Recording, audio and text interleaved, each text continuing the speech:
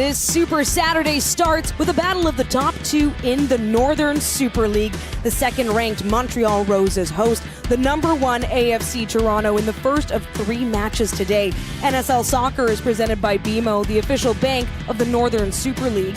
Thrilled to be with you. I'm Daniela Ponticelli alongside Jessica Lisi, former Canadian Youth International. Let's get to it. Toronto coming off a win last week, but how about the recent addition of Toronto's own Sarah Stratigakis strengthening the midfield? I have had the pleasure of playing alongside Stratty, Daniela, and let me tell you, she is a special player. She's exciting. She's going to only help elevate this Toronto midfield, if that's even possible, as we've seen how great they have been. But she's crafty, she brings the experience, but she also brings that balance and sense of calmness that is very much needed for this Toronto lineup. So I'm excited to see what she continues to bring, but you just see her IQ. She's always wants the ball at her feet. She finds it. She's able to thread those balls through. She takes her shots when it's necessary. And we even see here, she's able to get her first assist when she finds Regan. She's perfectly in place, and this is an absolute banger. So definitely a special player. Stratigakis getting her second start in the NSL, firmly in this starting 11 for AFC Toronto. A change, goalkeeper Sierra Cotillard in as Sophia Manor is out with illness. Kayla Hansen gets her 10th start, and Esther Okoronkwo is back, fresh off winning the Women's Africa Cup of Nations with Nigeria. Her team, the fans, this league have missed her. We caught up with Esther before the match. Esther, welcome back. What a championship run for you and the Super Falcons. Just tell me, what has it been like feeling the support from the NSL and beyond throughout that run? Well, first off, thank you so much. And it feels amazing. I'm happy that the NSL is in full support in Toronto as well. It makes me really happy. It makes me want to keep going. Makes me want to keep working hard. Absolutely. And back to work today with AFC Toronto. You've scored a game winner against Montreal before, but what is the plan now for facing the NSL's best defense today? The same attitude, the same mentality, go in the game because all we want to do is win. So we're going to try to fight to get the W. All right. Thank you so much for your time. Appreciate it, Esther. Of course. Thank you. Meanwhile, Montreal will look to Tanya Boychuk, the club's leading goal contributor, to get the job done today, and she crosses 1,000 minutes played in the NSL as well. There are role players, Daniela, and there are difference makers, and Tanya Boychuk is absolutely a difference maker for this Montreal team. You see her ability to read that play, go in transition with pace. She always wants the ball. She's able to thread it through and obviously get them on the board. But even here, you're seeing her. She wants the ball at all times, and she's going to create something dangerous out of it. She is a player that is always aware of what needs to be done, and she makes it happen. She has the ability and the craftiness and quality in her touches, and to be able to play a slip ball through. She loves to take people on.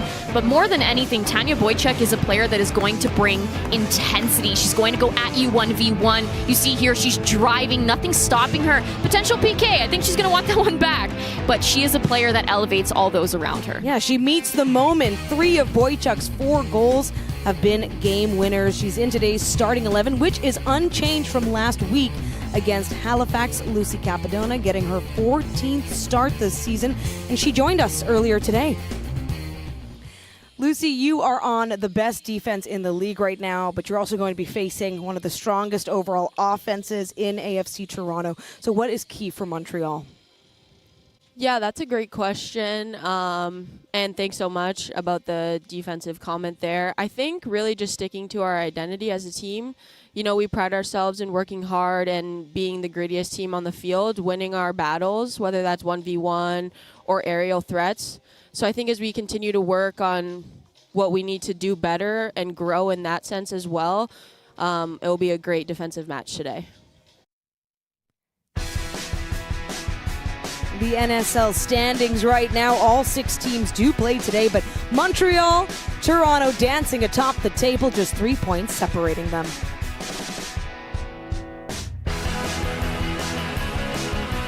And now the teams taking the pitch. 4th meeting between AFC Toronto and Montreal Roses FC. Heat could be a factor today. 28 degrees Celsius. Kickoff just ahead at Stade Boreal.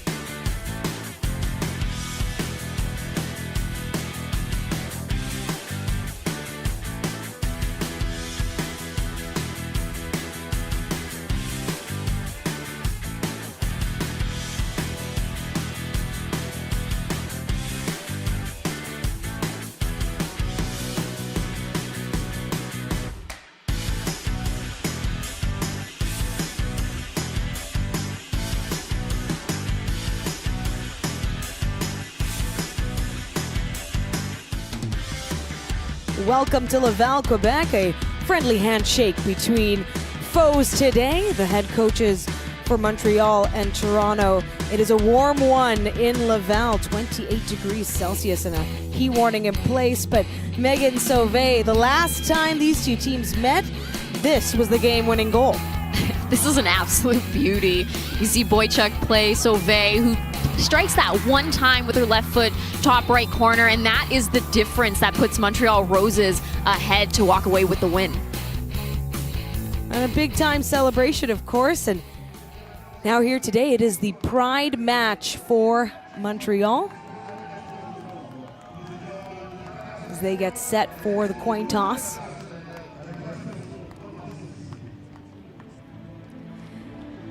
And in this head-to-head, Montreal leads right now 2-1. And the home team has lost each game, so I'm sure the Roses want to correct that. Make the fans happy at Stade Boreal today. Home team advantage? What? Clearly that's not the case. Well, Toronto's road record has been outstanding. They're 6-2 away right now. Karpenko, of course, getting the start for Montreal. She has started all 3 previous matches against AFC Toronto. She is third right now in the league for saves with 29. I think we're in for a good one today, Daniela. These are two teams that love to attempt to control the dynamic of the matchup in their favor, two very good midfields. So it's going to be a battle in the midfield, and we know that right now Montreal is the best defensive team if we're looking at stats. Toronto doing very well in offense, so I think it's going to be a fun game. It's going to be exciting, and it's definitely going to be gritty and intense. Toronto with the most goals for right now in the league, and for Montreal, the fewest goals allowed. They have not conceded more than 2 in any match so far, and that's impressive when you consider some of the high-scoring affairs we have seen in the NSL lately. There is a goalkeeper change, as mentioned earlier, for AFC Toronto, as 22-year-old Sierra Cotillard comes in today. But guess what? She started Toronto's lone win against Montreal, stopping 5 shots on target in that game. There were 8 total for the Roses. I think this is a good moment for Cotillard. She did do well the last time she was in the net. So I think that this is a big moment for her. She's able to step up, show what she's all about, and hopefully help elevate her team from the back line. And you have to think, what a boost to have Esther Okoronkwo back in the mix. Of course, she has right now the lone game winner for Toronto against Montreal. All smiles today. Beautiful weather, but it is hot. There is an actual heat warning in place, so we anticipate that will be monitored as always. Player safety top of mind in the NSL. All I know, Daniela, is I do not want to be Stephanie Hill or Lucy Capadona today going up against Kaylee Hunter and Esther Okoronkwo. Okoronkwo being back in the mix is huge for this Toronto team. We know what she's capable of when she's coming off the front. She's able to strike from distance. She is always looking to find the ball in those gaps, whether she's making the run in behind or coming to receive it to feet back to goal. But the partnership between her and Okoronkwo has been really fun. Her and Hunter has been really fun to watch. So I'm excited. And we saw some great hype-up moments there for Latifa Abdou, Montreal's leading goal scorer. She's also third in the league right now for goals and for shots on target at 16. So watch out for number 99. She opened scoring with Montreal's lone goal last week against Halifax. Ended up being a draw. But those points matter so much. And Toronto and Montreal have never had a draw finish, but any points on the table right now as things continue to shake up in the NSL. We get set here. First touch to the home side.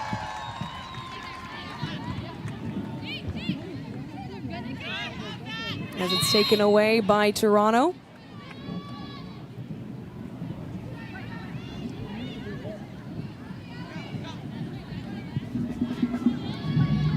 Two teams, as we talked about, matched up so well over the course of 3 matches. 3 goals for, 3 goals conceded for both sides. Capadona talked about how this Montreal club is really focused in, honed in. They do have the best defense when you look at the stats and how they've been playing. Over to Haley Whitaker this time. Excuse me, sorry, Daniela. We know that when there are two very good teams playing, the momentum is going to shift back and forth quite frequently. So it's a matter of who's going to be able to really take that in and take it on their side to be able to control the majority of the dynamic of this game, because that's going to be huge, specifically in these early moments, be able to potentially get one early and really kick things off right. Toronto in their white and blue kit, while Montreal will play in their home reds. Okoronkwo looking for a call. Will play on. Okoronkwo missing 4 matches due to that time internationally, but she's still 4th in the league for shots on target with 14. That's how much she was able to get done in her 10 matches. That's quite a flex. That's very impressive. Toronto trying to take some early control here. Head coach Marko Milanovic saying out of the 6 halves that they have played against Montreal, he's so pleased with their play in 5 of them, and really called out the first half of their last meeting as being the least successful from his eyes. Toronto as well. Milanovic saying they were lucky to come away with last week's win. He felt like they struggled a bit defensively, but here they are in control early.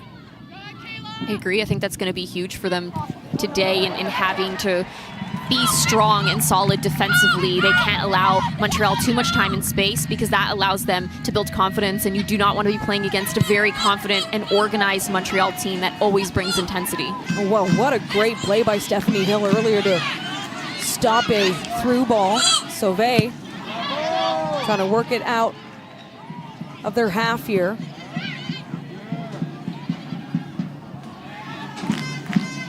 Barnett placing it up for Kaylee Hunter. Okoronkwo, it's her first touch of the match and getting dangerous inside the penalty area. You're already seeing the quality in the combination play that between Kaylee Hunter and Okoronkwo, what can happen. Strategakis getting involved there to play that little cutback, but Okoronkwo not quite able to get on the other end of it. But that's just the exciting things that are in for today, Daniela, because there are so many talented and quality players on this Toronto side. Nice pass up and over. It's Montreal on the move here, threatening. Great play by Claire Monniard. Now an opportunity for the Roses, and Cotillard dialed in early here. That could have been very dangerous. Toronto is lucky that got caught up in Abdu's feet, but Monniard doing a very good job here to be able to keep going, slips this through. Abdu times her run, gets caught up there, so she's not able to get that across her body as early as she would have liked. But Cotillard obviously getting her hands on that, a pretty easy save, nothing too stressful for her. But that is what Montreal needs to continue to do, bring the intensity, go at this Toronto back line and not give up. And Abdu, she can score in any way, shape, or form. We have seen that. Certainly finding different levels to her play as well.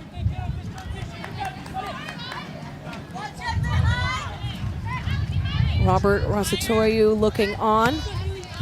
Excited to see how his team is playing. He's very, very focused on free flow and allowing freedom. Of course, the club has seen success with that. These are right now the 2 best in the league. It's funny, Daniela, you mentioned Abdu and her ability to score all sorts of goals and from different areas. And as fans, you watch the game and, you want the screamers. You want the goals that are from outside of the box, top corner. But when we actually asked Coach Rosatoyu about it, he said his favorite goals, the most beautiful goals to him, are the tap-ins.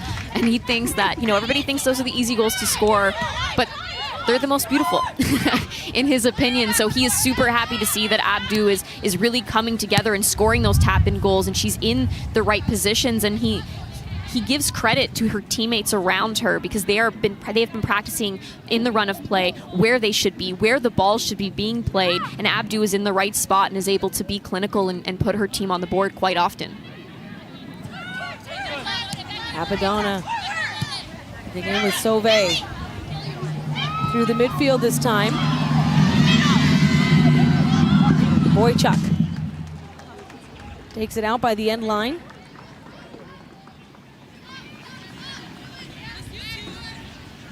That doesn't come off the way that Montreal would have liked, but Ali Hess is a player that is constantly active in the midfield. If you watch her, she's on both sides of the ball. Just a very special player.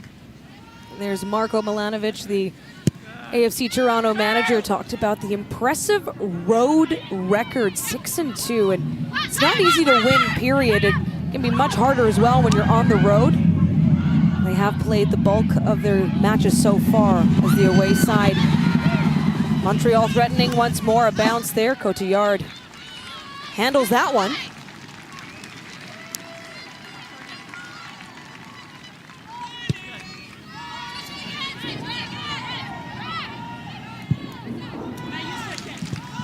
They'll exchange. As always, a lively crowd in Laval.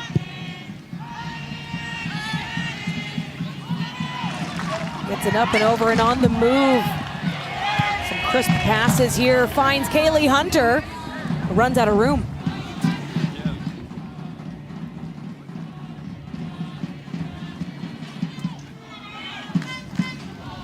Throw in for the Roses.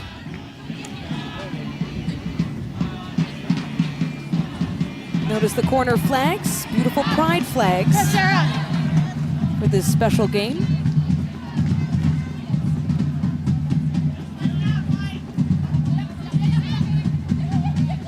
Jessica, the pace, not probably what these teams wanted early on here. No, we're seeing some great combination play from Montreal, though, there to be able to get out and find Abdou. Talk about winning those battles, especially coming up on the likes of Latifa Abdou. If you're not able to get that cross in, a corner kick is the next best thing. But that's some great defending by Rollins to be able to keep Abdou in front of her and not allow that cross into the box. First corner of the game comes in the 9th minute. Abdou.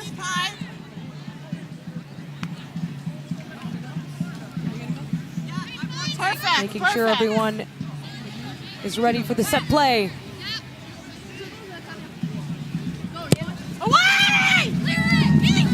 Solid ball. It's headed out. And once more, Toronto was able to protect, but Montreal coming in once again. Esther Okoronkwo along the edge of the 18-yard line. Abdou with the ball once more. He goes up and across this time. Set pieces have proven to be an issue for Toronto and their ability to get the ball out. We saw in their last matchup against Calgary, they were defeated by a set piece as well to get to fall behind early. But you cannot allow set pieces often when you're playing a team like Montreal, because they do have players that are going to get in the box. They're going to put their body on the line, whether that's a Tanya Boychuk, that's a Monyard, that's a Sauvé, it's a Bilbo. There's so many players that have the ability to put the ball in the back of the net on this Montreal side. So Toronto definitely has to be mindful in limiting the amount of set pieces they allow. So into the midfield we go. Barnett to Rollins. Bit of a lofty pass. That finds the Roses. Running for it. Lucy Capadona. Her coach says she has a lot to learn still, but it's exciting because she's already showing growth and she's on the right track. And in some ways you could look at that differently, but when you have a ceiling, that's exciting because you know you can only elevate and get better. It's also important when you have a growth mindset, and that's something that he mentioned. She's always wanting to get better. You know, she wants to watch the footage. She wants to figure out what areas she can improve in, and that means the sky's the limit for you, because Lucy Capadona, we're already seeing what she's capable of early on. She puts her body on the line. She's aggressive. So I can imagine when she's got all the pieces together. Well, through the first 10 minutes, Montreal has led possession 61%, just over, and here they are again. Coming in, Abdou battling for it. Finds it from the penalty arc, but It is whistled down. Saw referee playing advantage there a little bit. She was able to get that shot off, but she was caught up. Once again, you're seeing the intensity and the effort that Montreal is putting into their attack. They're very mindful of what needs to be done. You see Abdu just continuing to fight. She's getting caught up there with Pickett. Pickett really trying to avoid that shot coming off, and obviously we're able to get a free kick out of it. So this is a big opportunity for Montreal.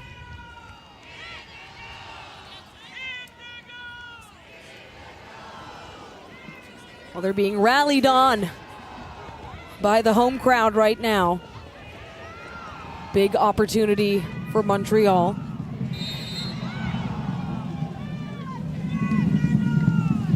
In position.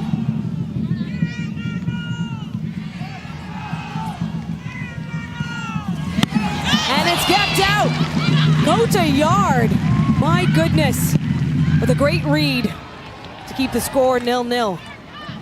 It's well done by Cotillard to keep that out of the back of the net. Again, this was something that Toronto has been struggling with recently. This is struck very well by Sauvé. Again, Cotillard coming across and keeping that out of the back of the net, and Toronto able to clear that ball at a danger zone. Montreal on the move once more. Whitaker. Quick change of pace, showing off her skill, finds Sauvé. That's great patience by Whitaker, but just something to note is you saw that run by Boychuk. Well, Whitaker has it once more as big lofty pass finds her. Sauvé puts it on the other side this time. It's looking for a header.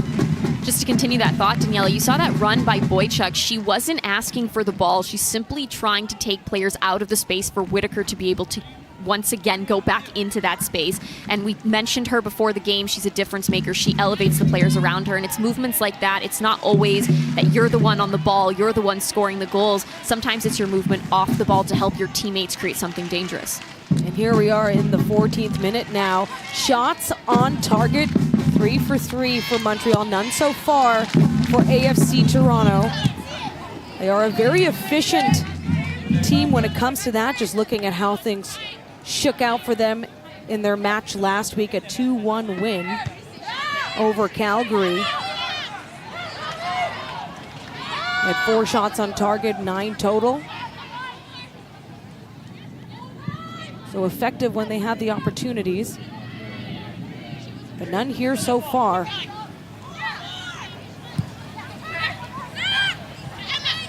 Pickett along the center line. Looking in with Emma Regan. Can't find a way through. That channel blocked.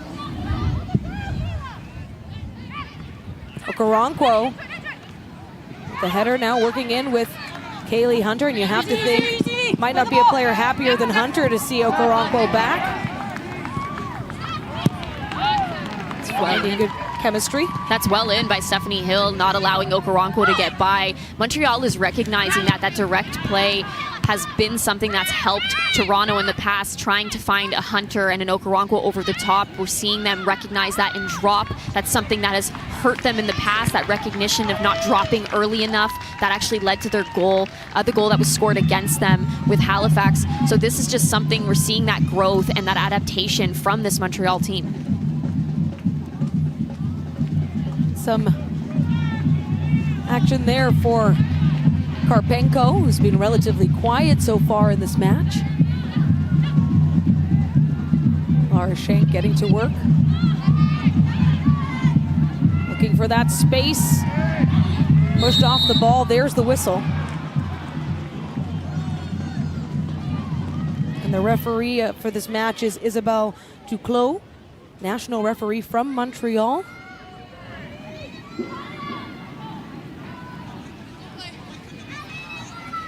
And now a kick for AFC Toronto. The big opportunity here for a team that has not had a shot, period, coming into this.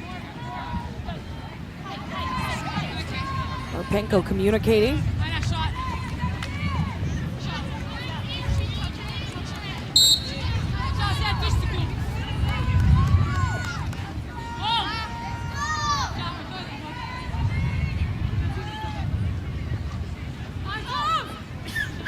A strike by Okoronkwo and a very quick stop for Montreal.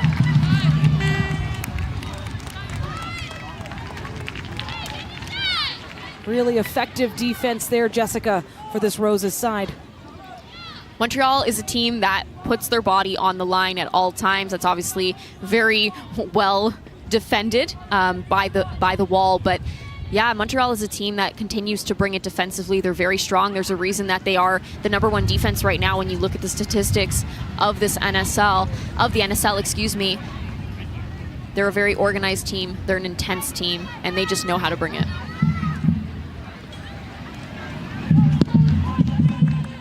Karpenko putting this midfield. It's Toronto with a touch, and Okoronkwo.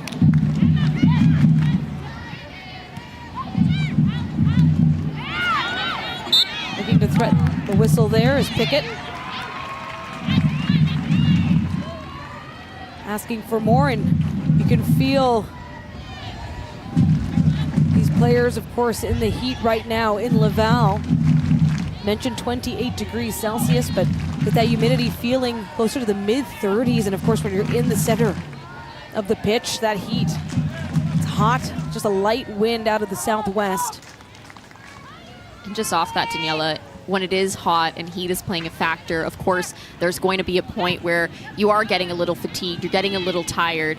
You have to let the ball do the work, and both of these teams have the ability to do that, to find their teammates. You have to have good movement off the ball. There has to be pace and quality behind your passing. There has to be purpose, and I think right now that's letting Toronto down a little bit. They're not able to connect that final pass. We're seeing Montreal bring intensity and go 100 miles an hour, but that also isn't going to be something that they can hold long term, so they have to let the ball do the work. How long can you maintain that? Of course, both teams have had a full week off between Super Saturdays in the NSL. The ball goes through the legs there. Barnett puts it up. The touch there. Regan goes sky high that time. You love to see the confidence of Emma Regan trying to strike that out of the air. We've seen her score from there. She just isn't able to get her body over the ball in that, but Barnett putting that ball back in. Hill attempting to clear it out. It lands perfectly at Regan, but again, you see her body position. She's leaning back just slightly, gets under that ball completely, isn't able to get her laces over top of it to get it on frame. Young defenders watching at home. Stephanie Hill, #4 for Montreal, has had some really strong moments early on in this match. Obviously all pro players with great ability, but some really big moments so far. Now Latifa Abdou. It's been Montreal in control. Taken away that time by Bilbo. Keeping it away. That play right there is showing the difference in intensity in moments of this game so far. There's no reason that Monyard should be getting there before Soto. There's no way. She has to anticipate that better. She's too slow to react. You cannot be reactive, specifically when you're a center back or you're a defender. You have to be turned on at all times because there's always players who are ready to pounce, specifically when you have two up top versus your back three. Well, Soto plays it over to Rollins, and Rollins is taken away. Loses that one-on-one with the other number 14 on the pitch. But a whistle to slow.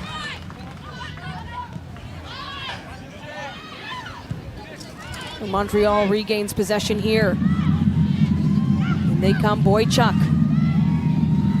Keeps two Toronto players off it. Monyard! And it's just high and wide. Monyard is on it right now. She wants the ball. She's working hard. She's bringing the intensity that is needed defensively, but she's also finding it here. You see Boychuk look up. She finds Monyard, who absolutely strikes this, just leans back ever so slightly where she isn't able to get that down to be in the back of the net. But that's the intensity and that's the mentality that this Montreal team needs to continue to bring. Well, this is just the fourth start for Claire Monyard from London, Ontario, and you think that has to be a factor too. You want to come out and make every start count when you don't get that opportunity. She has played in 13 matches. An injury here, Barnett grabbing onto her ankle at this time in the 21st minute.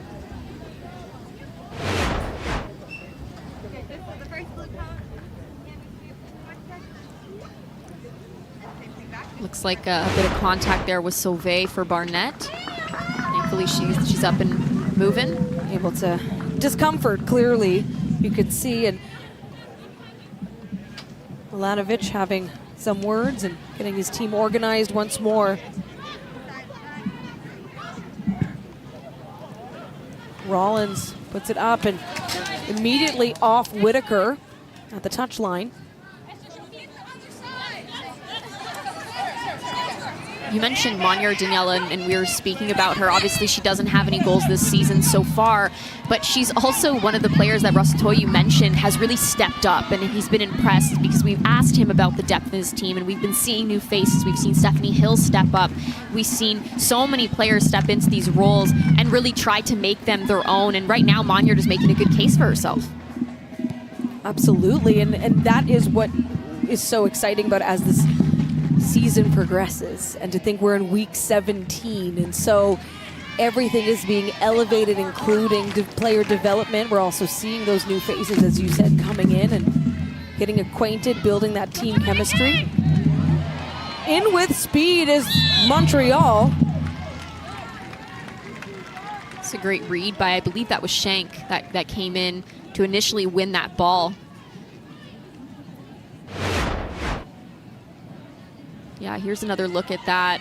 She comes in and reads the ball very well, but Boychuk getting caught up there with Nikki Small. Montreal once more threatening, but it's pushed past the end line. This has been the Roses game so far. That possession early on was already hovering around the 60% mark. Haven't really taken their foot off the gas yet, Latifa Abdou.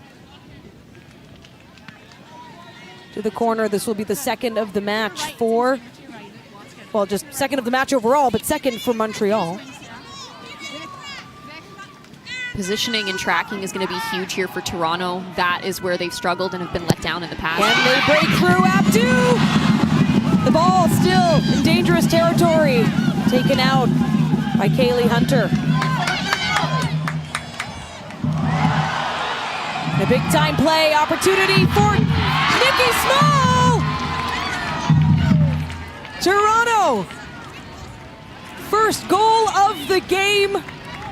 Despite no chances with shots earlier, they capitalize on a Montreal mistake. Nikki Small. That is a name that we say very frequently when we watch Toronto play. Sarah Stratigakis getting in on the fun as well, once again contributing to another goal. This is a great goal, though. You see here, obviously, Abdou taking the corner kick. It gets cleared out. Kaylee Hunter is able to find Stratigakis, who's bombing forward and wants that ball. She looks up, recognizes the early pass, and Nikki Small, patient, goes straight at Karpenko and passes it by her like an absolute pro. But this is a great ball through, great recognition and IQ from Stratigakis. And Nikki Small, calm, cool, collected. She knows she's going to find the back of the net. I mean, Whitaker doing all she could for the Roses, but all on her own, and that leaves a big opportunity for Nikki Small, her fourth goal on the season. She's tied, by the way, for first in NSL goal assists. We do have our first hydration break of the match here in the 25th minute. And hydration breaks are brought to you by Powerade. You're also watching NSL Soccer presented by BMO, the official bank of the Northern Super League. It almost feels like just like that, Jessica, when you think of Toronto's play so far, and the fact that Montreal has been the team with possession team as well with the two corners, but being able to just make the most of those moments. Kaylee Hunter truly seeing that, and Stratigakis, of course, being a difference maker here in just her third match in the NSL and second start. Absolutely. I think, you know, we spoke about the quality of the players that are on this Toronto team, the recognition from Kaylee Hunter to not just kick that ball out, but instead find her teammates' feet. For Stratigakis to look up and recognize that Small is making that run to play the early ball in with just the right amount of pace. It speaks to the quality that this team has. So possession, Montreal 57. It was at 1.61. So Toronto chipping their way up there. Of course, very big moment for Small, being that they're able to make good on their first shot on target of the match. Meanwhile, Cotillard has faced 3 shots on target so far. There's been 5 total shots for the Roses. Now the question lies in how Montreal is able to respond. Will they allow the momentum to fully shift in Toronto's favor, or are they going to continue to fight back and potentially get one on the board here? So third corner, once again to the Roses, this time off the boot of Sauvé. It's up and grabbed out of the air by Cotillard. Great hands by Cotillard to be able to grab that out of the air. She had no problem with it. This is a great ball in by Sauvé, but she absolutely snatches that out of the air with no issues. Well-positioned players as well. Montreal was really looking to get the equalizer quickly. Between these two teams, neither side has ever, well, so far, scored an equalizer against the other. It has always been, there were 2 shutouts, number 1, and then in their third meeting, it was 2-0 for Montreal before Victoria Pickett was able to score Toronto's lone goal in a 2-1 win for the Roses. I think today's the day we see it, Daniela. This game has proven already you're seeing the intensity from both sides. Toronto wasn't able to really find their footing early, where the passes weren't coming together, but then they make the most of that moment, and this is where that momentum has the ability to shift in their favor. Montreal has been bringing the intensity in their attack, I would say, throughout the entirety of this game so far. Nothing quite coming off to get into the back of the net just yet, but I do feel one coming. I think there's more goals in this game, without a doubt. Apparently more balls as well, as there was a quick delay there. There were 2 balls on the pitch, but Esther Okoronkwo moving in with Hunter. There's Hill right where she needed to be, clearing it out.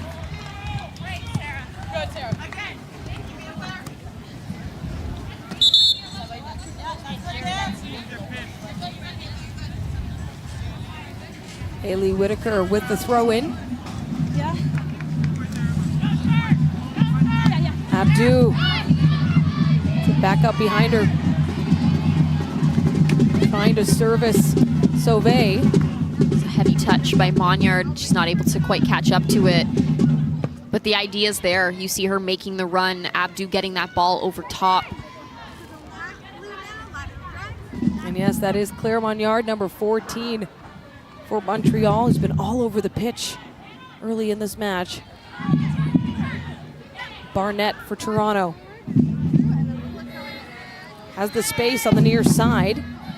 Okoronkwo in a one-on-one. 1v1, make that 2v1. Still manages to pass out.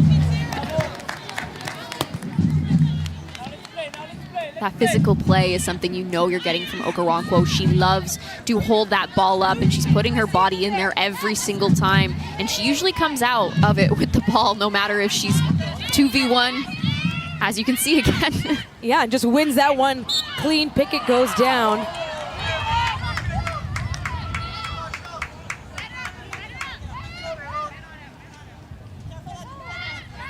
Another look at the ball being won here.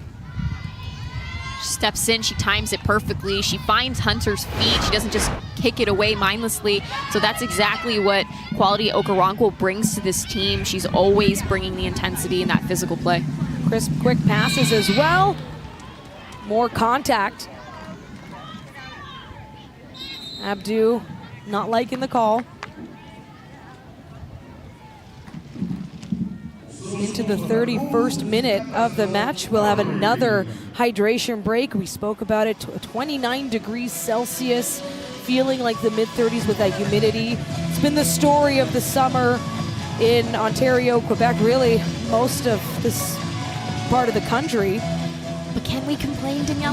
No, because I was looking back at some prior matches, Jessica, that you were on the call for, and I remember Stade Boreal, when they hosted Toronto the last time, folks in ponchos and hoodies, and you know, it's all seasons in a few months, soccer. we're going to be begging for this weather back. We're seeing another look at the goal here. again, Kaylee Hunter doing so well to look up and recognize that Strategakis is wide open, wanting that ball. She looks up, recognizes that Nikki Small is making that run on the far side, plays the early ball, and Nikki Small makes no mistake to place that by Karpenko. And you had mentioned that you have played with Strategakis. Is there anything to the fact that she tucks in her kit at all? Like, I don't know. I know it's preference, but is that something that is just how she's always been? To be honest with you, I'm not too sure. I mean, when we were younger, we all tucked in our jerseys. That was the thing. Of course. They weren't as perfectly tailored to the female body. We were always wearing a male kit, and it was very big, and you always look kind of funny. So I'm not sure. She's... it's working for her. I was going to say she's rocking it, so it's unique too. You don't see it often. Bring some of that insight in here, Jessica Lisi. Yeah, no, I can't comment on that because for as long as I've known Stratty, when we were kids, yes, everybody tucked it in. Past that, not sure. I've seen her with both, but she's rocking it. I like it. It makes her unique. It's distinctive, stands out. Barnett getting to work here for AFC Toronto. Already with the lead in this game, 1-0.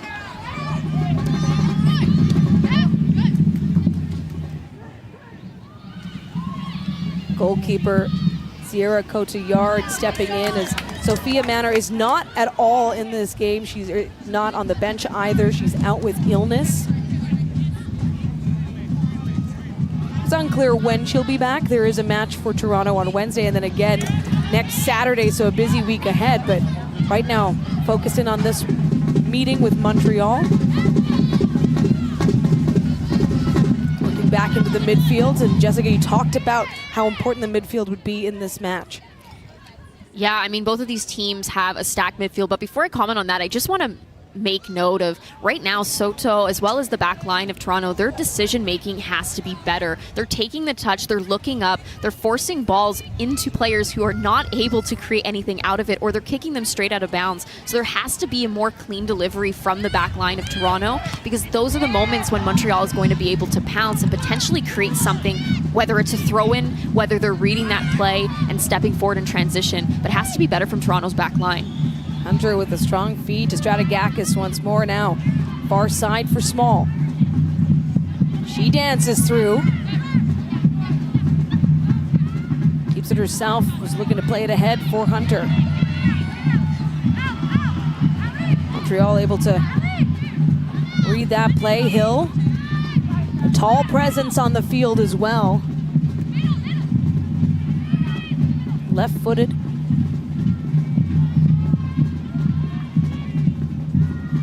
To your point about the midfield, Daniela, both of these teams have some heavy hitters in the middle of the park for them.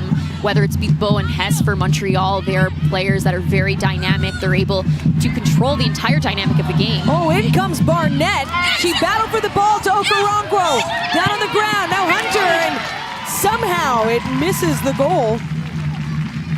That also might be a little bit of a commentator curse, because I was speaking about Bilbao and her quality in passing and her ability to control the dynamic, and she goes ahead and passes that ball away. But this is a great read by Barnett, who gets this ball back across. Okoronkwo playing on the floor. She wants to get that ball by all means. Stephanie Hill trying not to get the foul there, and Hunter driving forward to attempt to help Okoronkwo out and potentially get it on goal. Her ability to just stop the ball's momentum has been on display here in this match so far.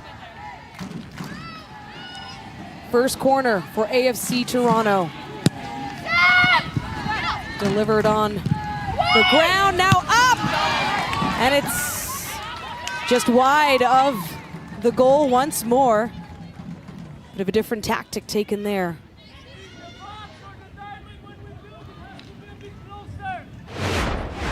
We're seeing another look at it here. Regan playing this short, getting the ball back and getting the delivery into the box. Everyone in the box very ready and eager.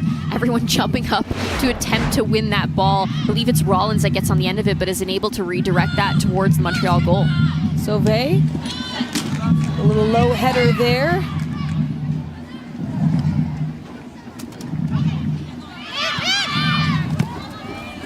Plenty of action in this game and contact as Rollins goes down.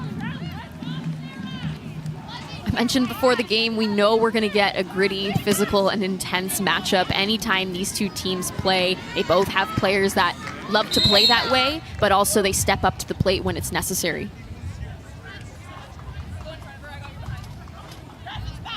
There's been 2 hydration breaks already in this first half. One coming right after Toronto able to score on their first shot on target. Karpenko runs out to grab. Change course here, Schenk. The pass to Bilbao. Up and over Regan. Apadona. Bilbao.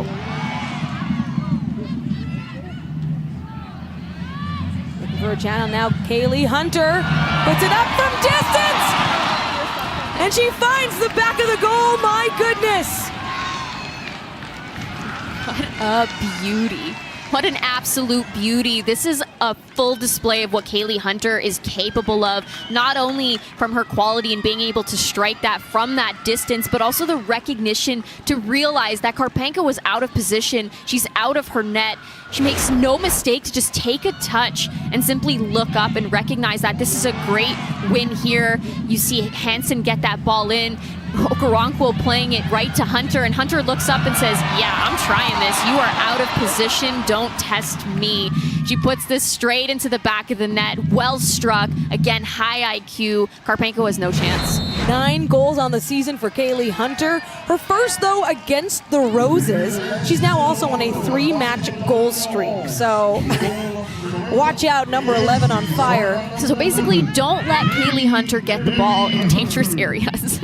And of course, she really set up the first opportunity Toronto was able to make good on. And so this is where, Jessica, as an elite player that you've been, this is where the stats don't matter. It doesn't matter about possession. It doesn't matter about your shots on target or how many set pieces when Montreal now finds themselves down 2 goals. You're right, it doesn't. And you know, soccer is one of those games that if you make the most of your moments, none of that stuff matters, as you just said, Daniela. So Montreal really needs to step it up here. But Toronto also has to stay turned on and aware, because Montreal is a very capable side of coming in from behind.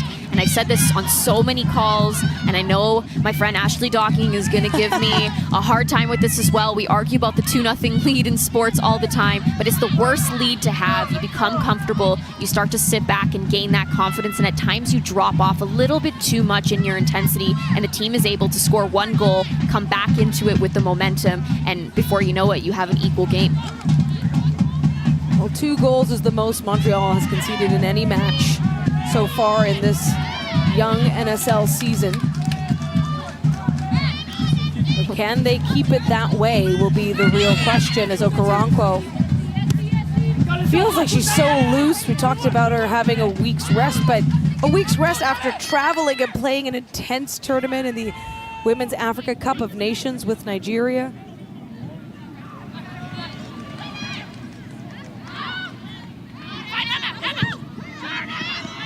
Of course, the trend with this matchup, these meetings between these two teams, is that the visitors have been the victors. So if this holds, Toronto's just sticking on trend. Still early, though, in the first half here, in the 40th minute. Goals by Nikki Small and Kaylee Hunter for AFC Toronto. The #1 team in the league at this time, and of course that can all change so quickly. We've seen it. Teams towards the bottom. Latifa Abdu is going to want that back. It's a great ball in by Boychuk. She looks up, recognizes Abdu's run. You see her here, quick touch. Can keep going, but recognizes the run early, and Abdu is making that diagonal run, but she's not able to control it off the top of her foot. It just runs away from her and out of bounds.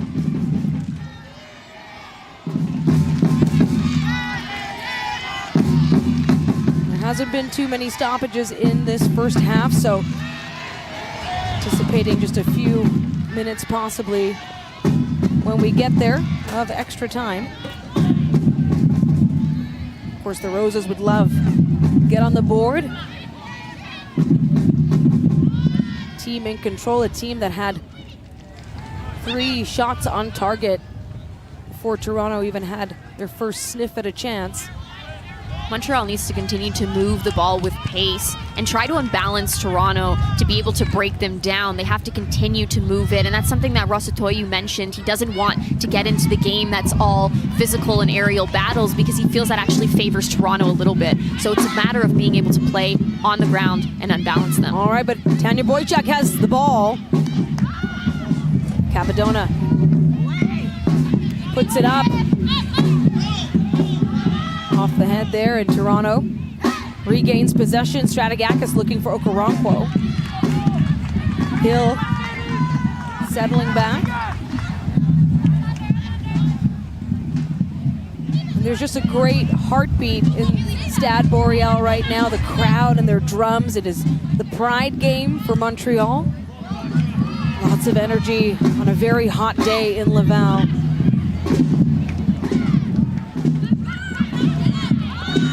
Corey Soto going down. Throw in for the Roses in the attacking third here. Out of the touchline.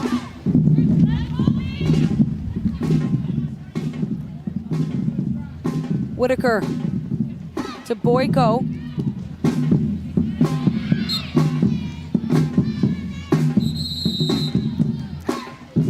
And Isabelle Duclos will have some words here, the referee.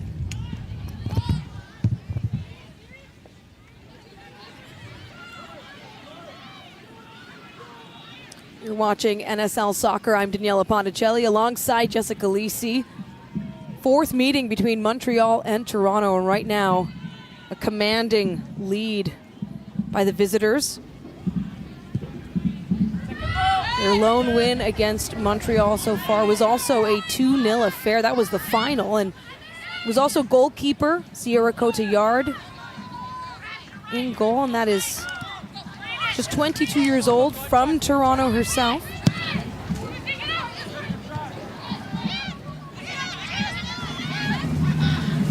Defending Stratigakis, the pass to Barnett, they exchange. And look who it is, Kaylee Hunter. Player that knows how to score 2 goals in a game. Plenty times, looking to take it across the face of the goal, and Karpenko scoops it up.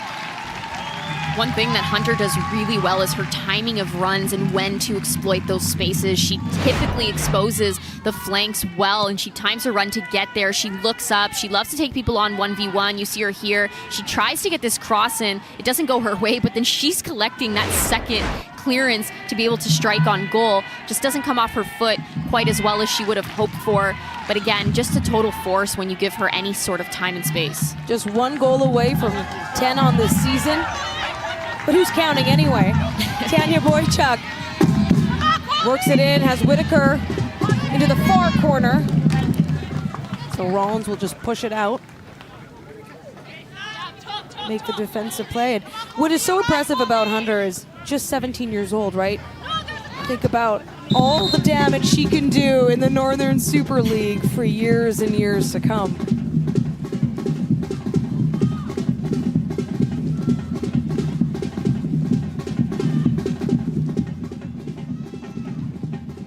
Kudos to the drummers. As mentioned, there is a heat warning in place right now for Laval. We'll have another look at Kaylee Hunter's goal, 2nd of the match. This is such a fun one. Again, you see Hansen clear that ball out. Okoronkwo coming with her back to goal and shouldering that out to Kaylee Hunter, and she looks up and absolutely places a banger into the back of the net, recognizing Karpenko's out of position. We could debate all day about tap-ins and screamers and all of that. We'll have at least 4 minutes here of extra time before the half. Montreal, of course, coming into this match knowing that a victory, 3 points, would, yes, tie them in points with Toronto, but really push them into first because they have a match in hand on AFC Toronto, and that's where all of that comes into account. You think Ottawa's knocking on the door as well because they have some matches in hand, and that's something to keep an eye on if you are following the table. There's no hope lost for anybody at this point. There's still so much room to move. I feel like it's going to be those final games, those final matches that are really going to determine who finishes at the top of the table. Abdu is there. Takes control. It's on speed. Got to be patient to just stay behind and in the field of play. We've got some frustration from Hansen there. You're seeing Toronto attempt to shut down Abdu, and they have numbers around her. Hansen sliding over to not allow her any time and space and to go 1v1, and you see Regan dropping back and hustling to double team there. Obviously Abdu winning the corner kick here. In stoppage time, can they cut Toronto's lead in half before the half? Abdu puts it up, and it's in! What a goal! Montreal! Stephanie Hill. She has had herself a game, and what a big moment to capitalize on that set piece. 3 goals on the season for Stephanie Hill, but this one, a big one to stay in the game. Huge moment. We just spoke about the importance of set pieces and how Toronto's been struggling a little bit with them, but this is a great delivery in. You see Stephanie Hill just come right through that. No hesitation. She's putting this in the back of the net, times it, comes in front of Okoronkwo, and that is hitting the back of the net, and she is making sure of it. You love to see it. Stephanie Hill being one of those players getting on the board. We spoke about the depth and wanting to see those players step up, and she is one of them. So big moment for her. And how about this? Montreal's leading goal scorer, Latifa Abdu, securing her first goal assist in the Northern Super League.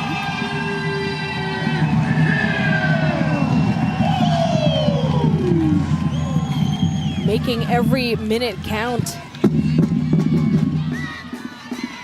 In stoppage time right before the half.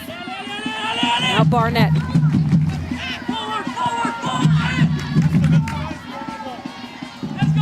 That's the first Montreal goal ever scored against Côte-Yard. It was perfect in her first meeting with the Roses. Of course, small sample sizes, but still so impressive facing these elite teams. Now Abdu! Can she find the equalizer? It's taken away. As time begins to run out here in the first half, out along the touchline. That's it! You got this! You already see how quick that momentum shifts and how intense Montreal comes out. You hear Coach Rasatoyu really hyping up Latifa Abdu because she isn't able to get that off her foot the way she wants, but she's bringing the intensity. She's putting herself in those spots, obviously getting her first ever assist. So this is somebody that has all the ability to change and turn this game around in Montreal's favor. Halftime in Laval right now, 2-1 for the visitors. AFC Toronto goals by Small, Hunter, and then Hill in stoppage time. It just hard to predict, of course, what's ahead for the next 45, but your thoughts so far? More goals. That's what we're going to get in More that second goals. half. I feel it. Montreal is going to come out and bring the heat. I think Toronto is a team that we saw them grow into that half after the goals came. They were able to control the dynamic a little bit more. Montreal brought that intensity to that final moment. They were able to get back on the board. So that intensity for Montreal coming into the second half is going to be huge. And Toronto needs to continue to play their game and control the dynamic and find those passes to feet or into space, but just be able to find the quality and connect. Well, now we're headed into halftime. 2-1 for Toronto over Montreal in beautiful Laval.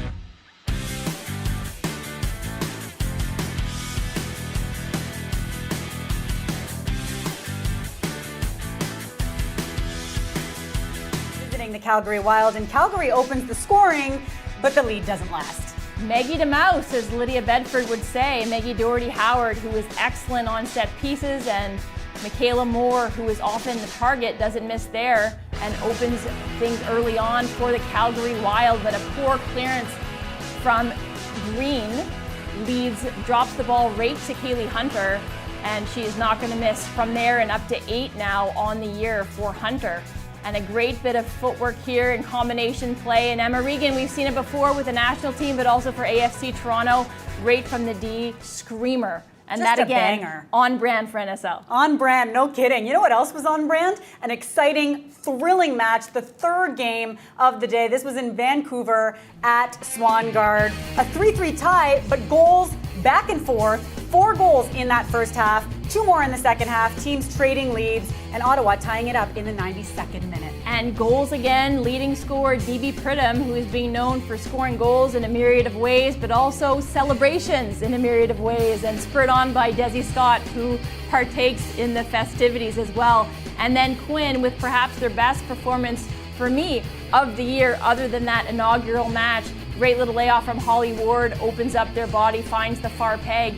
And again, as was the theme, Ottawa answers, and Chu with a great little bit of individual skill, cuts the ball inside, stays with it, and beats the goalkeeper to the near post. And then here, what you don't want to see from a goalkeeper, lots of options, but plays it into pressure. And then Lisa Petruski pounces. And that is one perhaps that Ottawa would have wanted back, because on Holly Ward here, we've seen scoring boots firmly on in NSL. Great little touch, and then manages to beat Dajna at the near post. Like you said, Kate, goalkeeper never want to be beaten at the near post. And this was the curveball thrown to everybody. Looks like Vancouver was going to run away with it after a dominant second half that was all Vancouver. Field firmly tilted towards Dajna, but Adamic bowls over Weller and bowls over the fans at Swangard Stadium, because instead of taking all 3 points for Vancouver, it's a share of the points, and it feels like a victory for Ottawa on the day. And certainly doesn't feel very good for the Vancouver Rise at all, who thought they had this one in the bag. But listen, Super Saturday lived up to its name. We had an extra time goal, we had a surprising result, and we had some outstanding celebrations.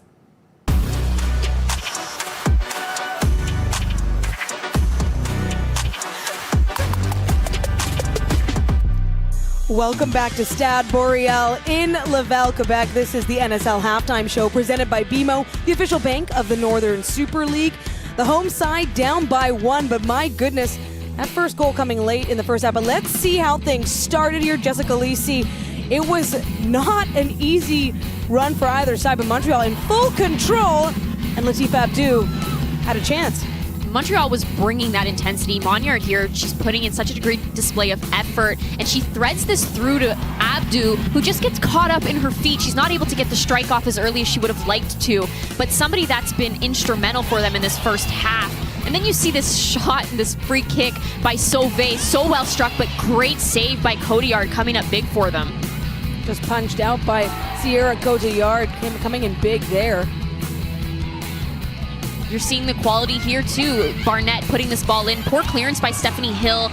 And Emma Regan coming in, trying to get her body over the ball, but she just gets under it. Boychuk going at people. Once again, Monyard wanting the ball, striking this from the top, about 20, 25 yards out, and being able to strike that with her left foot. Just gets a little bit too over it, and she's not, leans back a little bit too much, and she's not able to get that shot on goal. And then this is a corner for Montreal that turns into a massive opportunity for Toronto, a team that at this point, no shot on target. Talk about taking advantage of your moments. Kaylee Hunter recognizing Strats is wide open. Stratigakis looking forward, playing that early ball into Small, who's waiting to pounce and go straight to goal, and pass this right by Karpenko. And so that sets the momentum rolling for AFC Toronto, a team on the less favorable side of the statistics sheet. But this is the one to talk about. This is the one to talk about. None other than Kaylee Hunter. You see Hansen get that ball out. Okoronkwo controls that with her shoulder, her chest, whatever you want to call that, but she gets it straight to Hunter, who looks up, recognizes Karpenko's out of her net, out of position, and she does a fun little celebration, as we know Kaylee Hunter always does. Banger. Absolute banger. Stephanie Hill times this perfectly, gets great contact. She's making sure that's going into the back of the net. That's got to feel good for Stephanie Hill, who is already showing off her defensive prowess throughout the game. So, quick snapshot of the stats. Shots on target, check it out, only one fewer for Toronto, despite having a couple more total shots. Possession time favoring the Roses. Early on, they were getting up to 61, 62%. We'll see what the second half has in store. It's been a thrilling first at that. We are in halftime here in Laval. Up next, the amazing Esther Okoronkwo. Kate and Amy will have a chat about her championship run.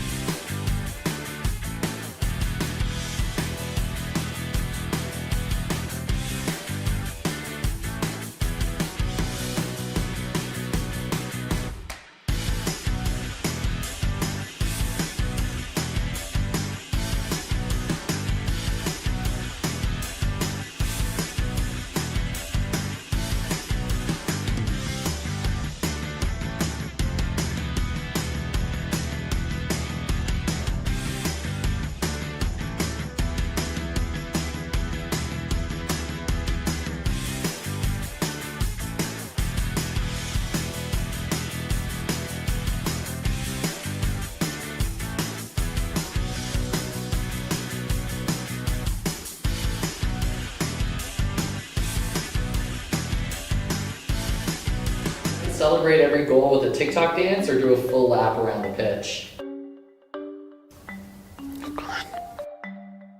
Like everyone has to watch me. Is my team doing the lap too? No. TikTok dance. Yeah, that's You easy. wanna show us? No, I don't, but Full lap because I have a bad memory and I cannot remember dance steps.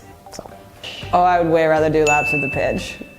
You won't catch me in a TikTok dance. Multiple laps. I'll do multiples, yeah. I'm not good at dancing, so I'm gonna have to run that mile and go around the pitch. I can't dance, no. I would never do a TikTok dance, so full lap around the pitch, yeah, easier. Full lap around the pitch. I'm not the best dancer, so I know my lane. A TikTok dance. I don't know I don't have TikTok, but sure, I crush it. full lap. I don't do the stuff. Full lap around the pitch. I will not be doing a full TikTok dance each time. You know, some of them aren't even like, some of them could work, but no, not for me. I'll do the lap. I'll say hi to everyone as I go. I'm too old. Like, if I was a 20-year-old with confidence, I would say the TikTok dance, but I'm 30. Like, a 30-year-old doing TikTok dances when she scores, come on, man. I'd get ripped a new one.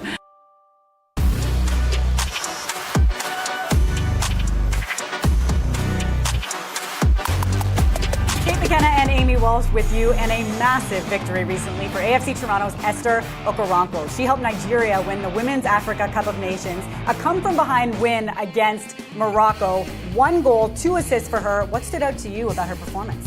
I think it was how authoritative she was. She came on and she grabbed this game by the scruff of its neck and led this team to a comeback. They were trailing 2-0 after the first half. And Esther Okoronkwo, who played the entirety of the group stages coming on as a substitute, started as soon as her team made it through the knockouts, and she just grabbed this team to its victory and led the way, not only in scoring herself, but playing provider and just being an absolutely key player and player of the match for Nigeria on their way to the WAFCON title.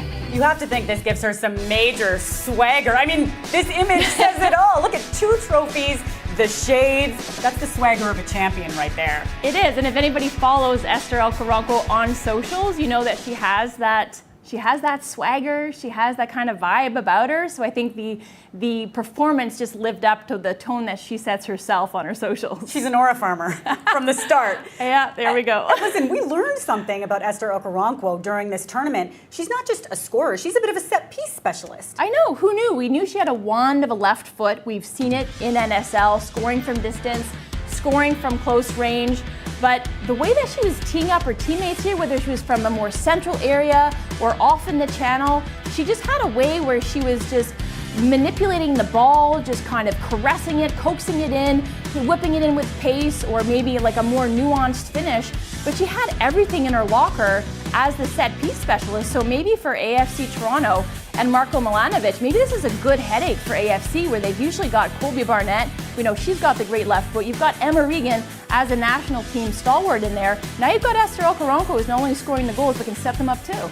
Some impressive statistics here. 6 games, 2 goals, 6 assists, an outstanding performance from her. And just great for the league too, Amy, to have a player of this pedigree in the NSL. It brings more eyeballs to this league, more eyeballs to Esther Okoronkwo and AFC Toronto. But I think more importantly, in its inaugural year, it's putting this league, it's putting the world on notice, and it's putting the league in the shop window. A fantastic achievement. Congratulations to Esther Okoronkwo.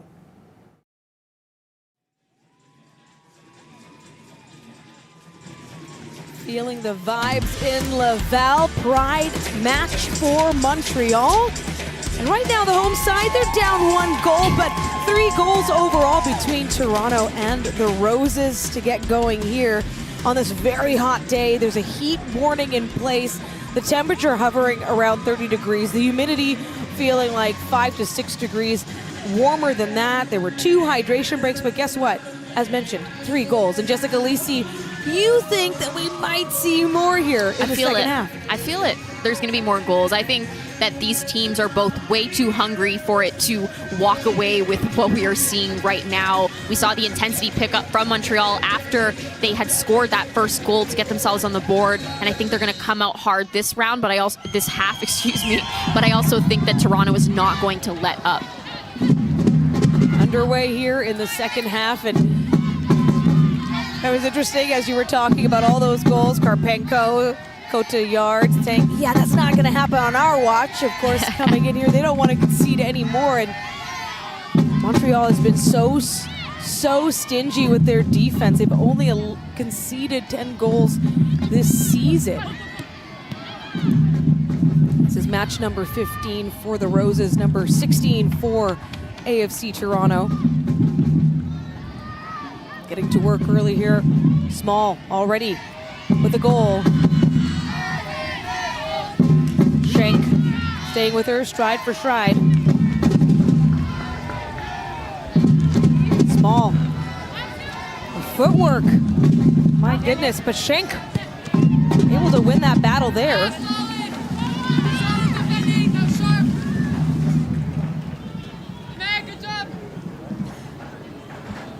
Montreal is a team that makes it very difficult to get around them when they do defend. They have this sort of swarm idea where it's very difficult. You have multiple players around you, but they're also very organized in the way that they do decide to press and attack. So it's a team that's not easy to break down. Emma Regan's doing a very good job, I just want to point out as well, in switching the point of attack. That's how that ultimately all started, her recognition of that. Munyard to Abdu, and Latifa Abdu, my goodness, it's just high. She has had her chances this match. Latifa Abdu is a player you want to be confident to try it time and time again, whether they're coming off or not. You're seeing here, Monyard looks up, finds Abdu's feet. She takes that touch to attempt to beat Soto, which she does. She creates just enough space between the two of them to be able to get a shot off. Again, too much time and space from Soto to begin with, but not able to get over that ball and keep it on frame. If you're just joining us, Montreal was able to get their first goal, looking for the equalizer. Solid defense here from Toronto and their ability to negate that threat by the Roses. Be ready for 15. You have 8 minutes. Monyard puts it up. It's bounced off the ground, so Cotillard able to control it. Wasn't sure how that was going to come off of Monyard's foot. It was a little awkward at first, but it worked out perfectly. Boychuk not able to time her run, just slightly offside there, but she was able to connect with it. Had she held it a little more, there's potentially something coming out of that. But again, Monyard very, very active for this Montreal team so far. Montreal in their red-blue kits. Toronto in their white kit. Cotillard over to Small. It's out of the touch line. You have to think that Montreal, what a way to regroup in the locker room as they were able to get goal by Stephanie Hill off a set piece.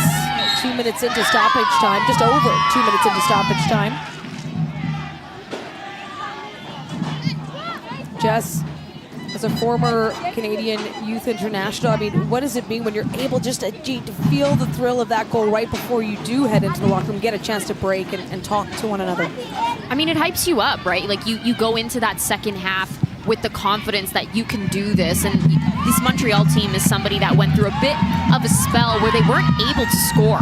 And they're finding the back of the net again. So it's not something that, you know, you can go into the locker room being down about, oh, I'm down a goal. You have 45 minutes to turn it around. So you definitely get lit up with it. You look at your teammates, you have that belief in them, and you're going to go out in that second half and give it everything you have, that intensity. And they didn't drop intensity in that first half, excuse me. So you know that they're going to continue to bring it, but absolutely it hypes you up, Daniela. Hunter will send the ball up. Hill gets a touch on it. Hill scoring Montreal's 17th goal of the season, a team that came into this match 4th in goals for, whereas Toronto was tied with Ottawa prior to this match. First with 23 goals for, now with 25. Of course, all 6 NSL teams are playing today. Another super Saturday, and what a successful one it was last week. Right now, getting to work. Toronto in control. Love that movement by Hess. She plays the ball to Shank and she overlaps her. But Shank had a better option in playing Monyard, who's wide open in the middle of the park, instead of playing Hess, who's very limited in what she can do with that ball, and she ends up giving it away. Montreal trying to find that space in is Tanya Boychuk. As down goes Pickett. And kudos to all the fans always. We talk about how the heat takes a toll on players. Of course, being in Laval, it is beautiful. It's summertime, is what you expect, but just love the fans of the Northern Super League, whether it's rain, whether it's lightning, whether it's sunshine. Right now, 30 degrees, so that has moved up too since the start of kickoff, as some tackles take down a few players as well. Latifa Abdu with a goal assist in this game. A 1v1 with Soto gets the whistle. Abdu has been occupying Soto, that is for sure. Soto trying to stay on her, not allow her any time and space to create anything dangerous. We know Latifa Abdu doesn't need very much time or space, but this is a great effort by Shank, who's able to put her body on the line. She slides there, she makes that contact, and it ends up starting a great play that potentially ends in something dangerous. Intense tackle there, and at midfield, Okoronkwo, who in her return, after winning the Women's Africa Cup of Nations with Nigeria, already with a goal assist, so effective.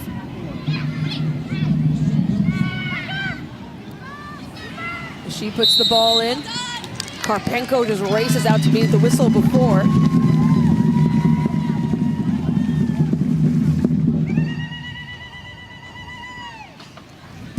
Gotta love this lively crowd.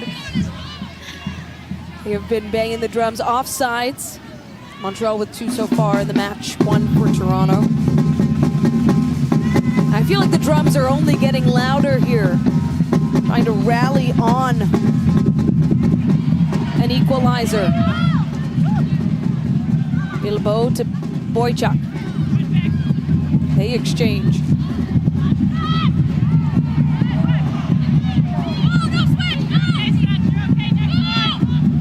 Great communication on field right now.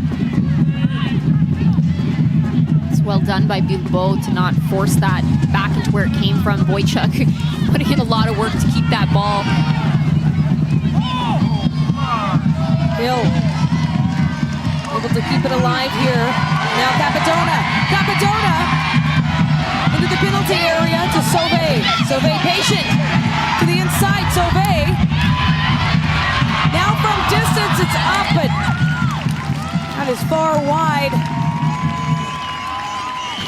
Definitely would have been something if both goals are coming from the center backs of Montreal. It's a great run by Capadona.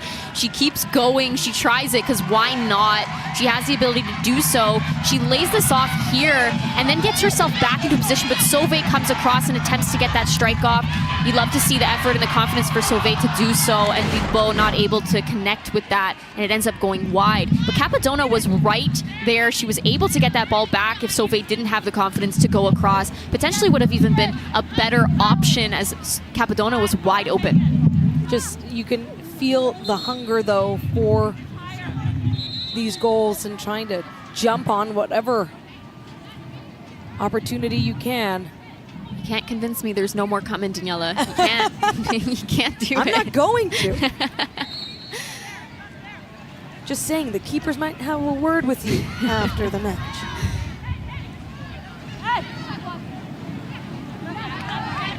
So far, it really is as advertised. Fourth meeting between these clubs, and as more and more meetings happen throughout the season, you're going to get that familiarity, that understanding of one another, and the creativity will certainly be important. But this was the final, the last time these two teams met. The difference was Montreal came away with a 2-1 win. But it was 1-0 first time for Montreal, then 2-0 for Toronto, and now Wojciech. No strike. Deflected out.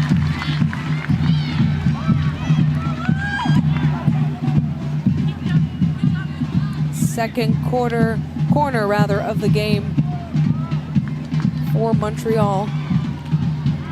Their first delivered by Abdou, and it was Stephanie Hill. Was able to bury it, make it count. Is this the moment? Can they tie it early here in the second half? Rally cry from the crowd. It's kept out, doesn't find the danger zone there. It's a retry. We'll have a retry, yes. Love that. Well, why not? Reset here. It's not often you get one. When you mess up that corner kick or that delivery, you don't get it right back. So this is great for Abdou, another opportunity to create something dangerous. A run up, strike it up. My goodness. Still in the penalty box and then cleared by Toronto. Stephanie Hill getting on that again. Yes. She caught on that again, wasn't able to redirect it towards frame, but she made sure to get something on that. We're gonna see it here again. This is a great second delivery by Abdou. Stephanie Hill getting on that. She redirects it across the face of goal, but Monyard not able or in position to be able to redirect it on frame. Stunning deliveries from Abdou, of course, effective the first time. Toronto had already had 3 corners prior to Montreal's first in the first half.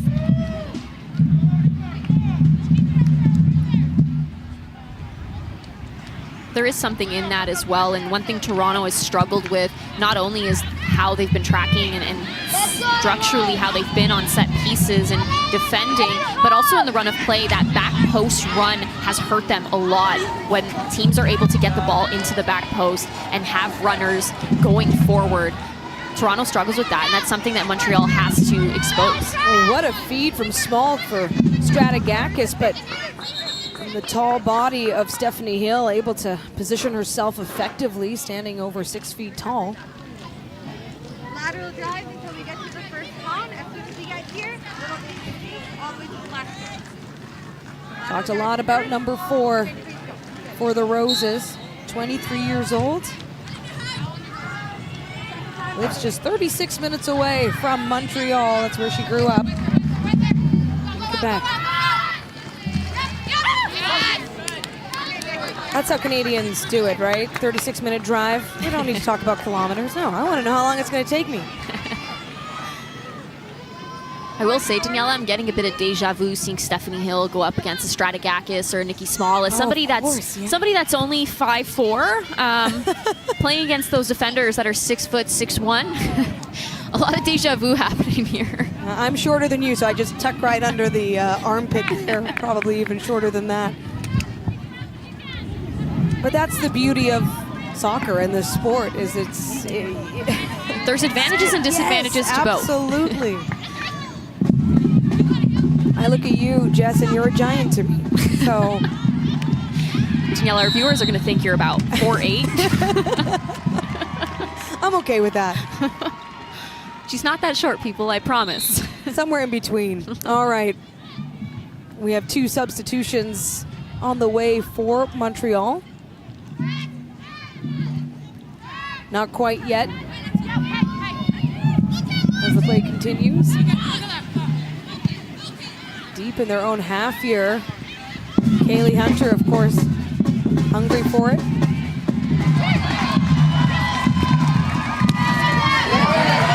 What a play by Boychuk, Tanya Boychuk.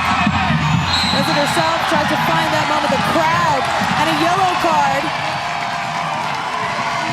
for Victoria Pickett, I believe. She is booked on that physical play.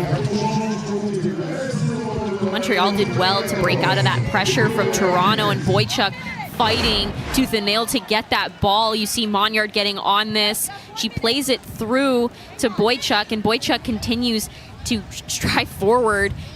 There's not much left here then for Pickett to attempt to get that ball and slide, but it does look like she made contact with Boychuk and not the ball there, resulting in that yellow card. At least from that angle, you saw Pickett arguing a little bit of, you know, there was no contact there. I got all ball, but it doesn't quite look that way. Now we have the benefit of taking another look at the play. You're seeing it here. She attempts to time this. It looks like she did. She absolutely did get the ball there. So my eyes deceived me the first time around, it looks like. She comes across here. But of course, it's all happening at such a fast speed. Referee Isabelle Duclos booking Pickett. Tanya Boychuk selling it a little bit. Good for her. You love it. As a former forward, you love it. You have to sell it. But that is a very close call. It does look like she made contact with Boychuk from one angle of that. Probably the angle the referee was looking at it from. But it looks like she got all ball there. So free kick. Massive opportunity for Montreal. Abdu, and again, body on the line, Toronto. The wall standing strong.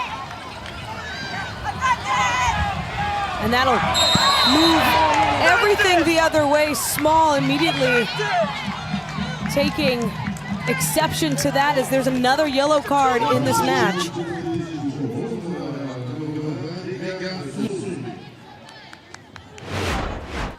Here's another look at this.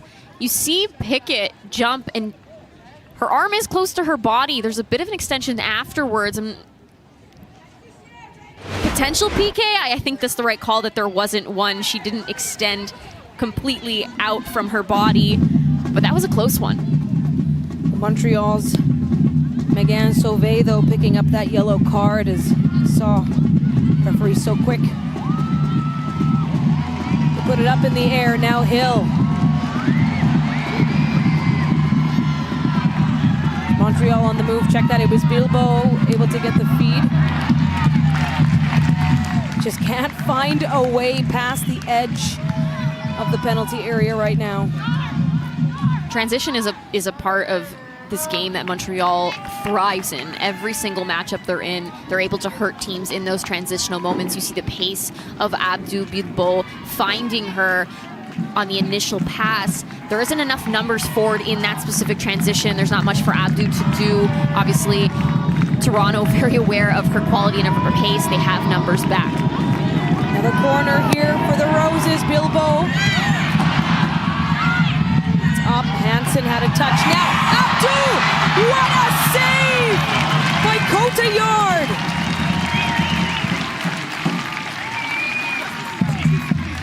Montreal bringing the heat, and Cotillard saying, not today. I am not letting this ball in the back of my net again. Here's another look at it. This delivery from Bilbao. She finds Hess, but Hess not able to wrap her body around, and a quick release by Abdu.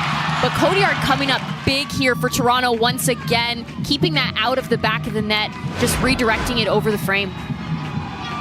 A heat warning in Laval, but ice in her veins. Sierra Cotillard. Another corner though. The threat not done yet. It goes wide.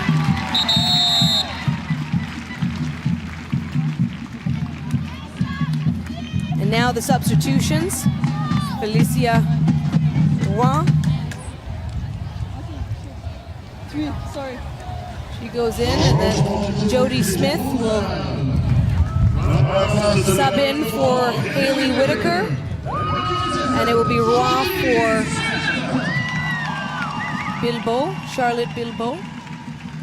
It's really done her part so far for Montreal in this match.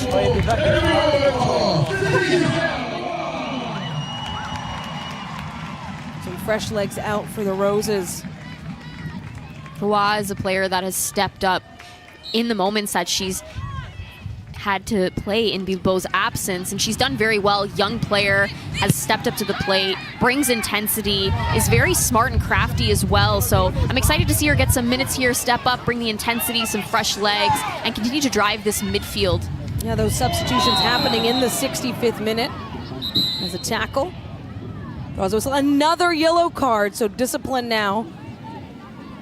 Becoming an issue here in this game. This has all happened in the second half in what feels like the last 5 minutes or so.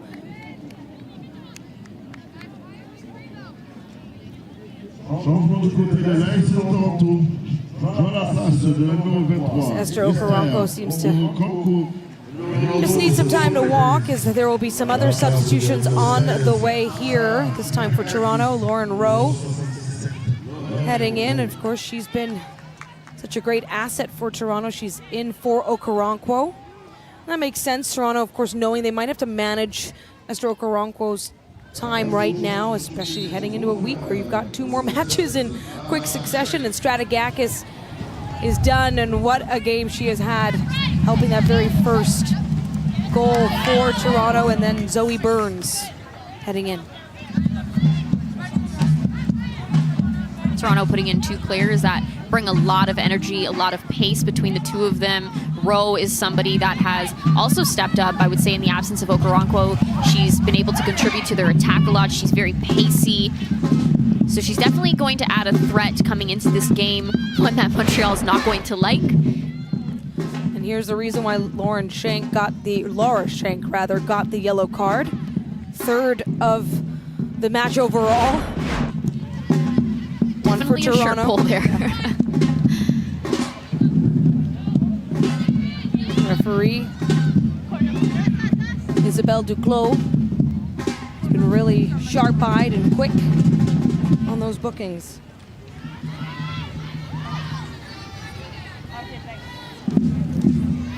So, Colby. A corner here for AFC Toronto, Colby Barnett to deliver. The Montreal crowd watching on.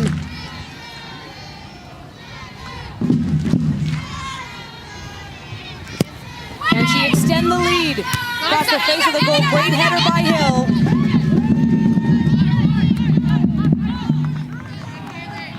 Hill's not able to completely clear that out. She gives it up for another corner, but she's been instrumental for them today on both sides of the ball, as we've seen. But her presence there, her aerial presence, her ability to win that ball first has been huge for them. So she has to get on this and clear it outward, away from danger, not give Toronto another corner kick, because they are dangerous on them. Now 1 corner for another.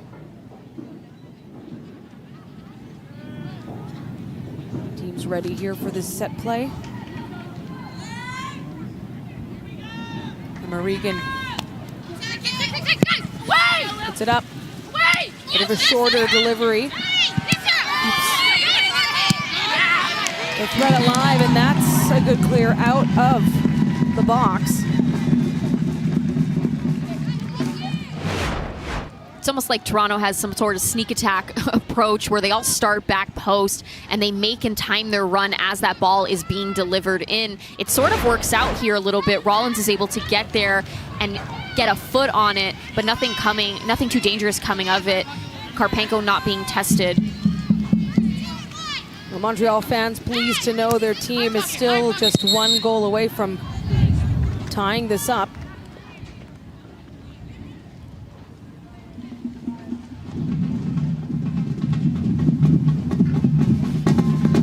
While history certainly does not dictate the present, in the past, these two teams have never been tied in a game at any juncture, at any point. It's always been a commanding lead by either side. The lowest scoring affair being their very first meeting, which was the inaugural match for both sides back in April. It was a 1-0 win for the Roses at BMO Field in Toronto.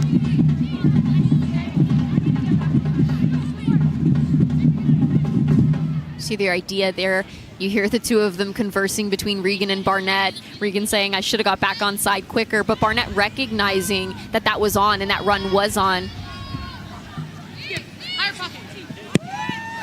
Well, how about this? Just looking at the shots this half, it's been all Montreal. 7 total, 1 on target, none for AFC Toronto.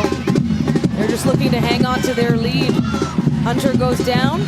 She will not draw the whistle.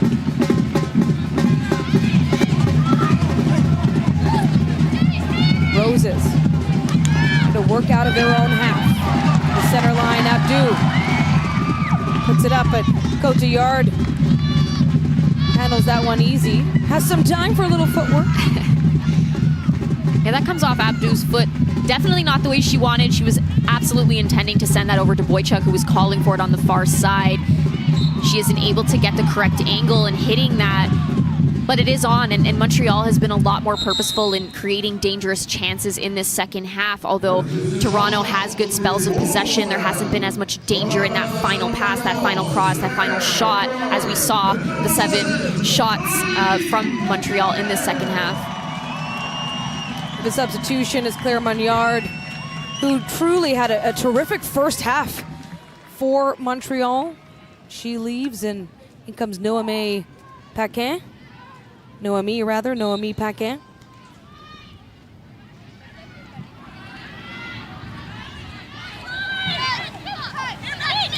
I was wondering if we would see the first NSL goal by Magnard the way she was playing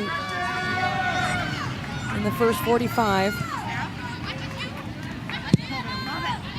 Of course, these substitutions, some of it is management given the heat in Laval today.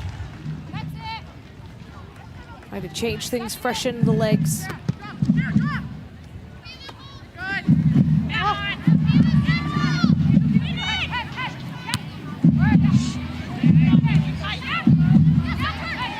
Quick work by Montreal trying to create some pressure. Toronto with the throw-in, Colby Barnett. A steadfast player for AFC Toronto. Hails from California, so no stranger to the heat. A little bit different though sometimes, the humidity in this part of the world.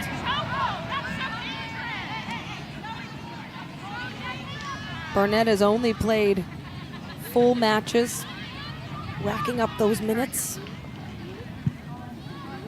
With full energy for the full 90 minutes.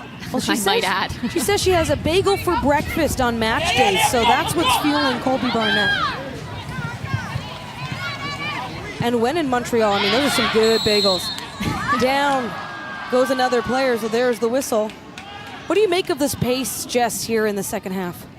I think it's a little hectic. I think that there's been moments that are great, but we're also seeing a lot of forced opportunities. Montreal not able to fully connect, I would say, when they are sending those long balls. They're rushing it slightly. Toronto creating great build-up play, but again, that final decision is being rushed. So there just has to be a bit of calm to the madness. I would say you want to bring the intensity, but there has to be that balance between the two of pick your moments to be very intense, but also calm when it's necessary to make the right decisions. Saw some first touches for Zoe Burns, subbed in for AFC Toronto. Trying to find a way in, but there's that pressure once more from the Roses.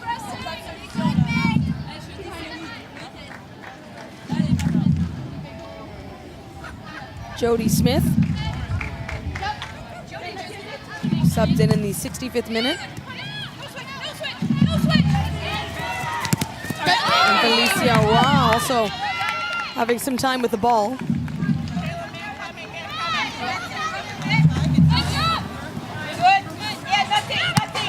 Burns. Now, Montreal to make good. It was Paquin, just fresh off the bench, who had a great opportunity, and a whistle. The crowd now protesting.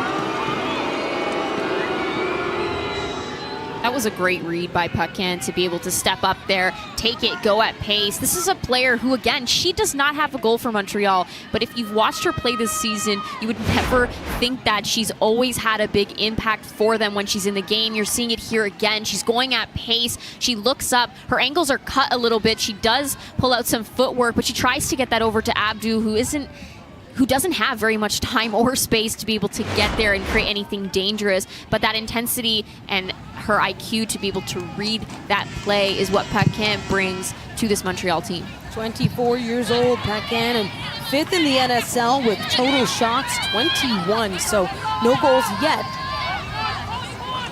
for number 7. As Montreal is the team right now, hungry to get on the board, find that equalizer, and then work toward a go-ahead. For Toronto, it's been tough. That, honestly, deadly defense that Montreal has as well has really helped out. We have our first hydration break of the second half. It's powered by Powerade. An important one, as mentioned, is the heat in Laval, just ticking up throughout this match. Here are the goals from the game so far. Hunter to Small. Well, that was Strategakis, and then Small. There's the celebration, Jess. Yeah, we were talking about it. This one I could talk about all day. I think, again, there's the fun celebration as well. Anytime Toronto has a celebration, Kaylee Hunter is involved, whether she's the one scoring or not. But this is a great goal by Stephanie Hill. Obviously putting Montreal on the board, huge, but also a huge moment for her as an individual. She times it well. She strikes right through it, putting it into the back of the net, giving her team some hope. That was right before halftime. It was just over 2 minutes into stoppage. And Montreal has really just taken that momentum and kept pushing here through the second half. They have not been able to even the score yet. The reality is as this game continues on, as heat starts to play a factor, as fatigue starts to play a factor, there's going to be some openings. People are going to make mistakes, so it's a matter of making the most of those moments, letting the ball do the work, not tire yourself out. Pick your moments of when you're going to press, when you are defending, because you're not going to be able to be in that high press at all times. There's going to have to be aspects of a block, and when you are going to step out, you step out together as a unit so you're not getting broken down. But in attack, picking those moments, making the most of them, and getting the ball in the back of the net, because I don't know about you, Daniela, but I want some more goals. Well, the crowd at Stade Montréal does too. They have been tremendous as well. Feeling the heat on this August Super Saturday in the NSL. And when we say Super Saturday, it means all teams play. There are 2 more matches after this. Jess, you still have more work to do later on. It has been a treat so far. Toronto-Montreal, 4th meeting of the season. Zoe Burns will get there first, handles it in the corner. Sauvé, though, picks it up for the Roses, and Burns will have to send it out at the touchline.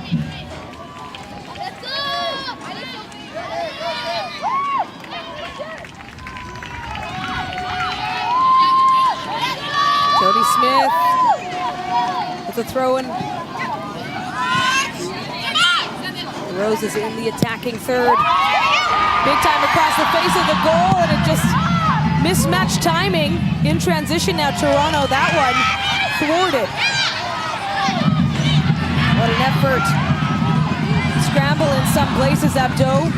Calm and cool, but out comes Lauren Rowe.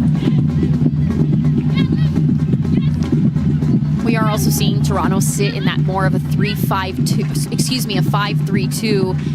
So they have some structure, so they have some more safety, and that's something that they had done in their previous matchup as well when they were struggling defensively. So this adds a layer of safety and structure and security for this Toronto side as they are able to defend this 2-1 lead. It's not an easy lead to have, so it's definitely instrumental for them to be able to come up big defensively right now. A lofty pass there from Hill. That sets up a throw-in for the Roses. Cotillard will come out to grab hold. We have given credit, but truly her play, just stepping up, that's what you expect from everyone coming in, but a big moment for the 22-year-old. Just her 5th start, 5th game in the NSL. Ball taken away from Hunter. Like the turf might have won that battle with Smith. In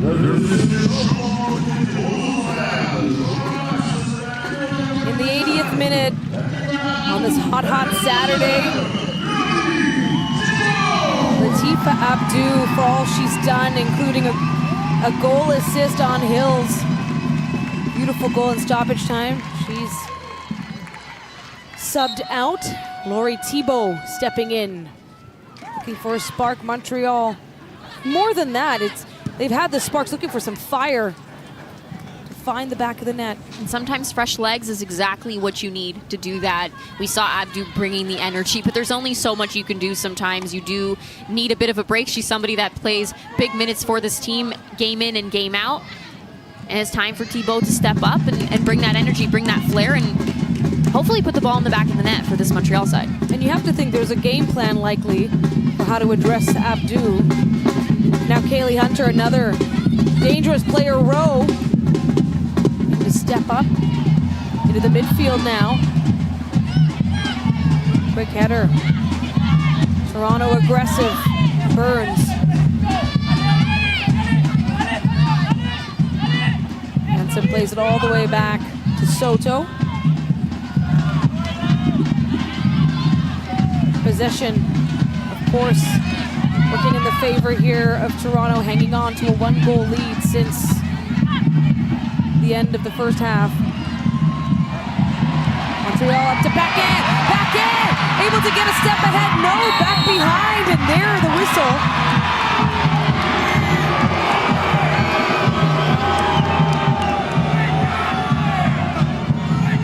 That was a great ball through by Watt to be able to find Paquin, who's making that run. But Soto coming out on top with the physicality there. She gets in front and in between.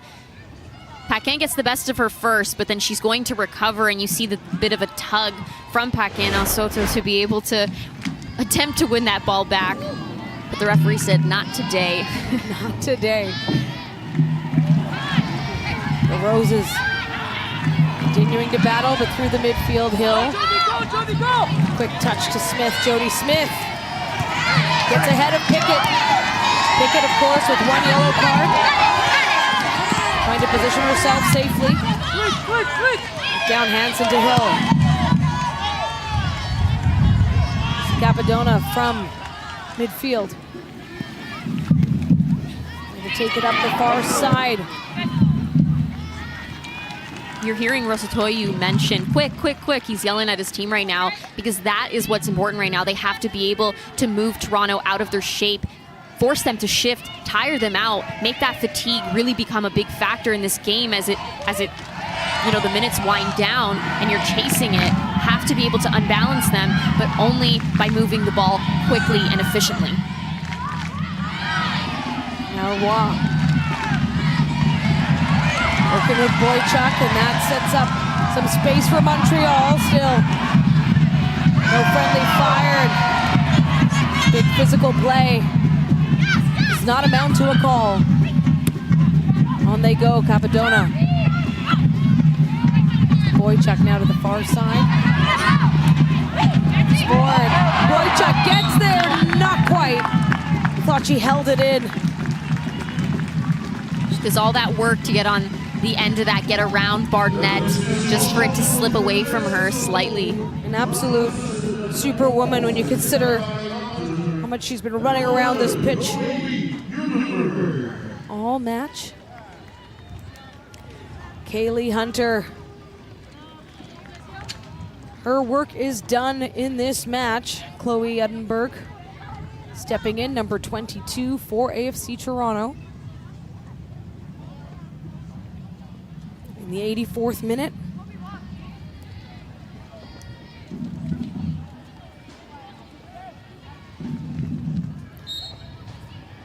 Feel a little bit of tension in some places, just knowing there's only one goal separating these two teams right now. And 3 points for Toronto. Oh, that is great for them. That will put them up 6 ahead of Montreal in the standings. And Lauren Rowe with speed. Looks inward. Turns back now, working with Burns. Burns keeps it in play.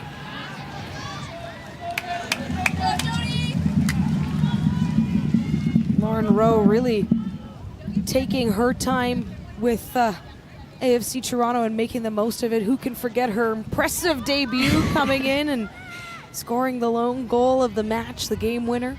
We're talking about players who have been a part of this league since the get-go and not being able to find the back of the net, and she comes in and is able to do it on her debut, which is not easy. But you're seeing the intensity she brings and how hard she works, and I think that's one thing that really makes her stand out and has given her the opportunity to be on the pitch as much as we've seen her. Her first NSL start was the last meeting with Montreal, so she has faced this Roses team before. It was at York Lions Stadium. It has been the visiting team that has come away with the win in the 3 previous meetings. Storied rivalry. Now Toronto gets ahead of it. Tebow.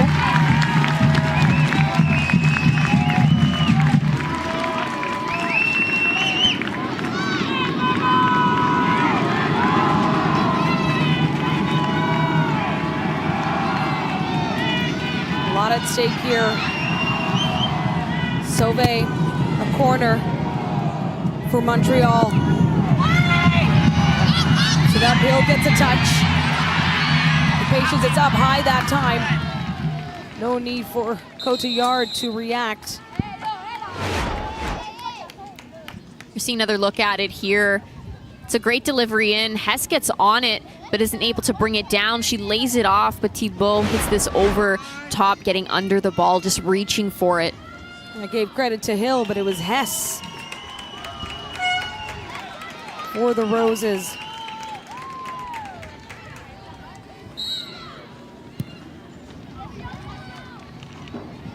Head coach Robert Masatoyu watching on.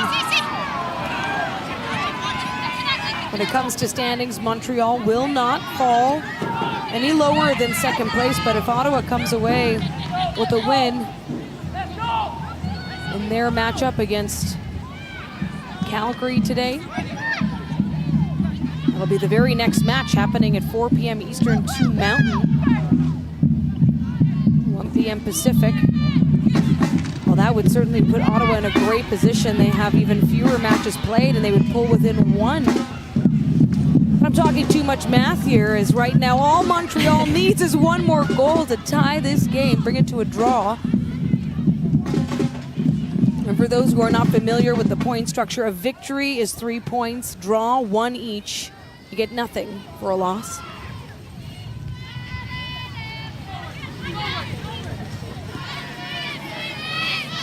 Smith to Hill, and Karpenko untested the second half. Giving Montreal the opportunity to get to work on offense. Boychuk with some patience. Let's go again. Let's go again. Yeah. Allez, Laurie, mets le pied. We have bilingual coaching from the sidelines, by the way. They get it in dual sound, English and French. You're seeing how hard Boychuk goes into every single tackle, every time she gets the ball. Toronto is on her, giving her no time and space going into this, and they're able to win a corner kick here, which is a big opportunity in these final minutes. 10th corner of the match for Montreal. They were able to get their first goal on a set play. Can they get the equalizer now? Up, a great header by Toronto. So no room for Ali Hess. Hess has been able to get on every single one of these, but none of them have really been falling the way that she wants. She's not able to time her run perfect enough or get that touch off quite as well as she would like. But this is a great delivery in, but Rollins does really well to read that and just get it and clear it out of the danger zone. Cotillard into the middle. Burns with a touch. Up off the head of Rowe.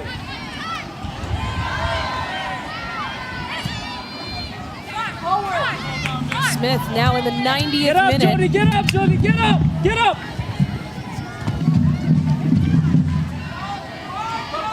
Both teams digging deep. The score 2-1 right now for AFC Toronto, as it was at halftime.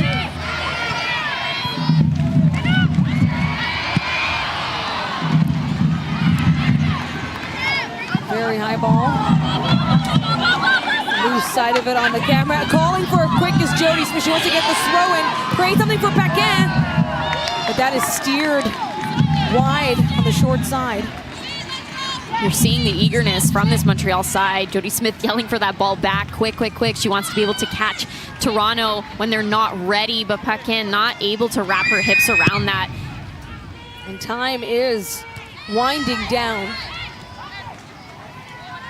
Victoria Pickett. Is it soft?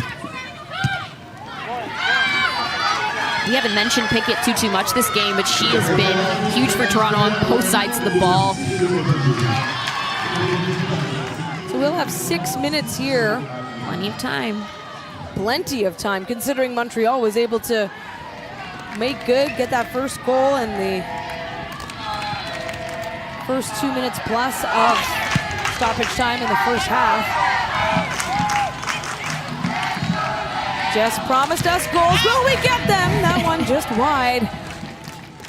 I mean, maybe not a promise, but you set it up. I was going to say, that's crazy, Daniela. Don't put me on the spot like that. What folks at home didn't see was the pinky promise she made. No, not at all. Shh, don't tell them. Can't make any promises.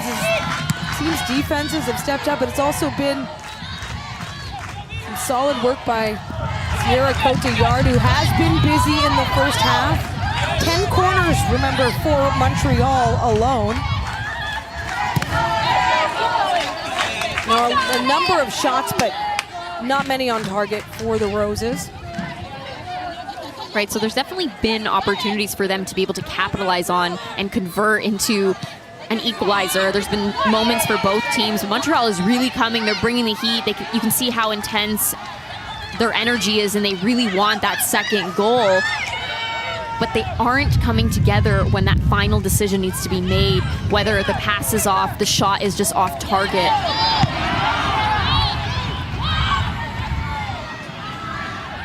Now Toronto sending it down for Karpenko.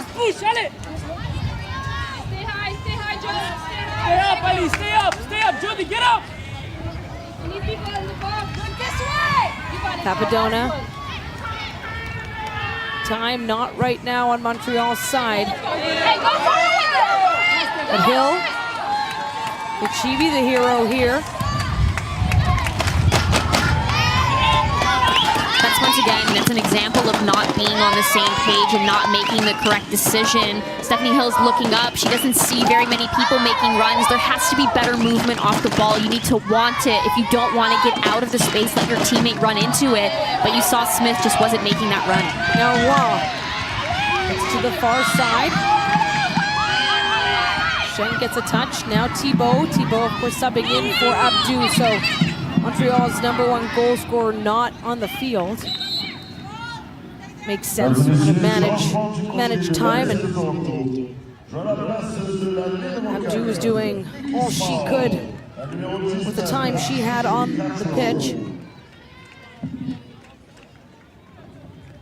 Ashley Cathro subs in here.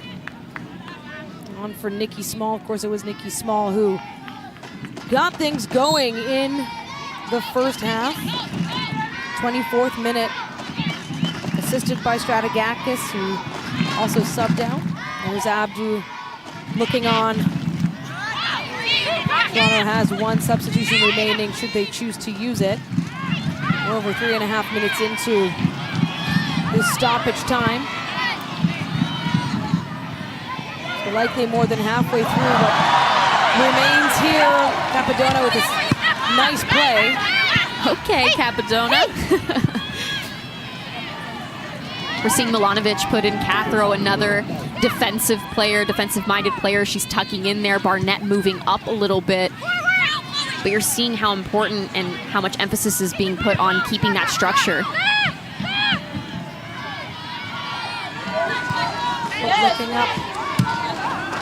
Tries to feed it in.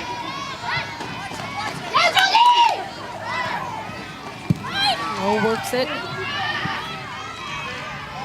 And that ball has got to be tough to see for this Montreal side.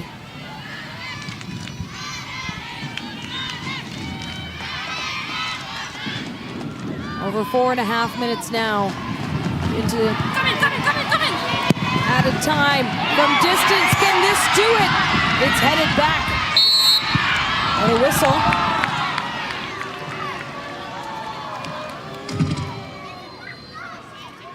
The crowd displeased.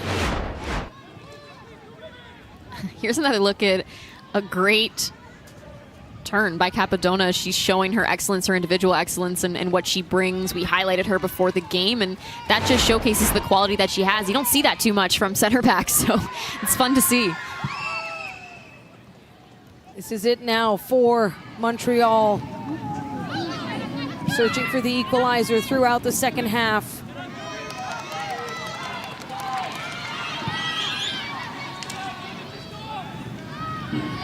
Toronto, a team that has been so dangerous on the road, staring down yet another victory as the visitors. And the fates change here. Good header by Soto. Now Roy. To the far side for Schenk.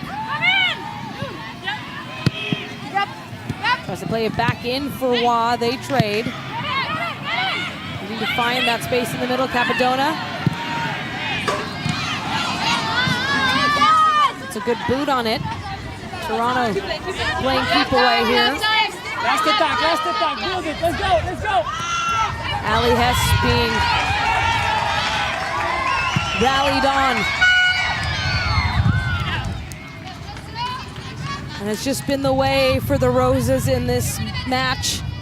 They've really been living in Toronto's half. We're seeing Toronto just stay true to their structure, shift, and keep the Roses in front of them. But the Roses' decision-making right now is rushed, and they're getting frustrated by the fact that they're not able to move Toronto out of their structure and out of their shape.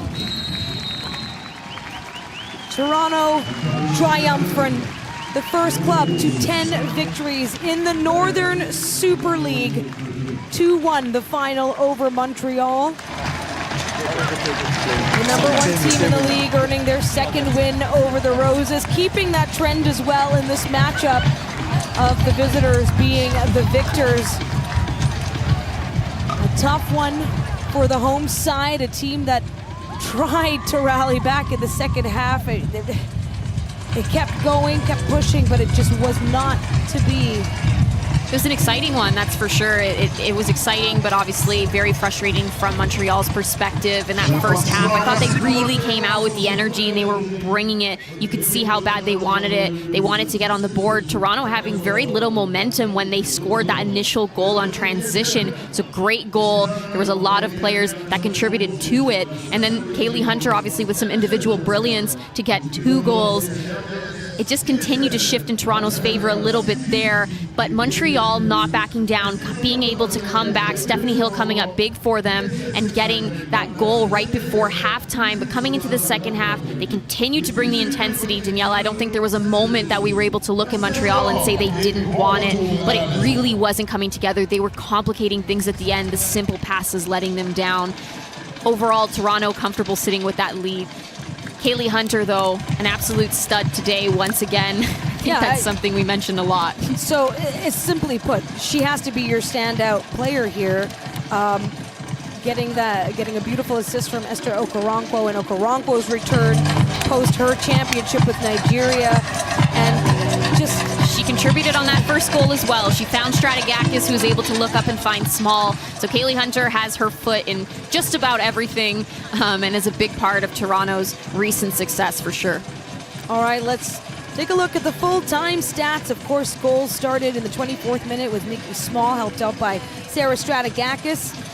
And then in the 37th minute, Hunter from Okoronkwo, Hill in stoppage time for the Roses. But check out the total shots, 18-8. Shots on target, though, really tell the story. It was just half that, really, and the fouls as well. Toronto getting in quite a bit of trouble. The corners. So Montreal knows what to work on here. They were given a lot of opportunities. Those corners being a key one, 10-3. Yeah, and the corners are one thing, but they absolutely need to be better in that final third and being able to convert.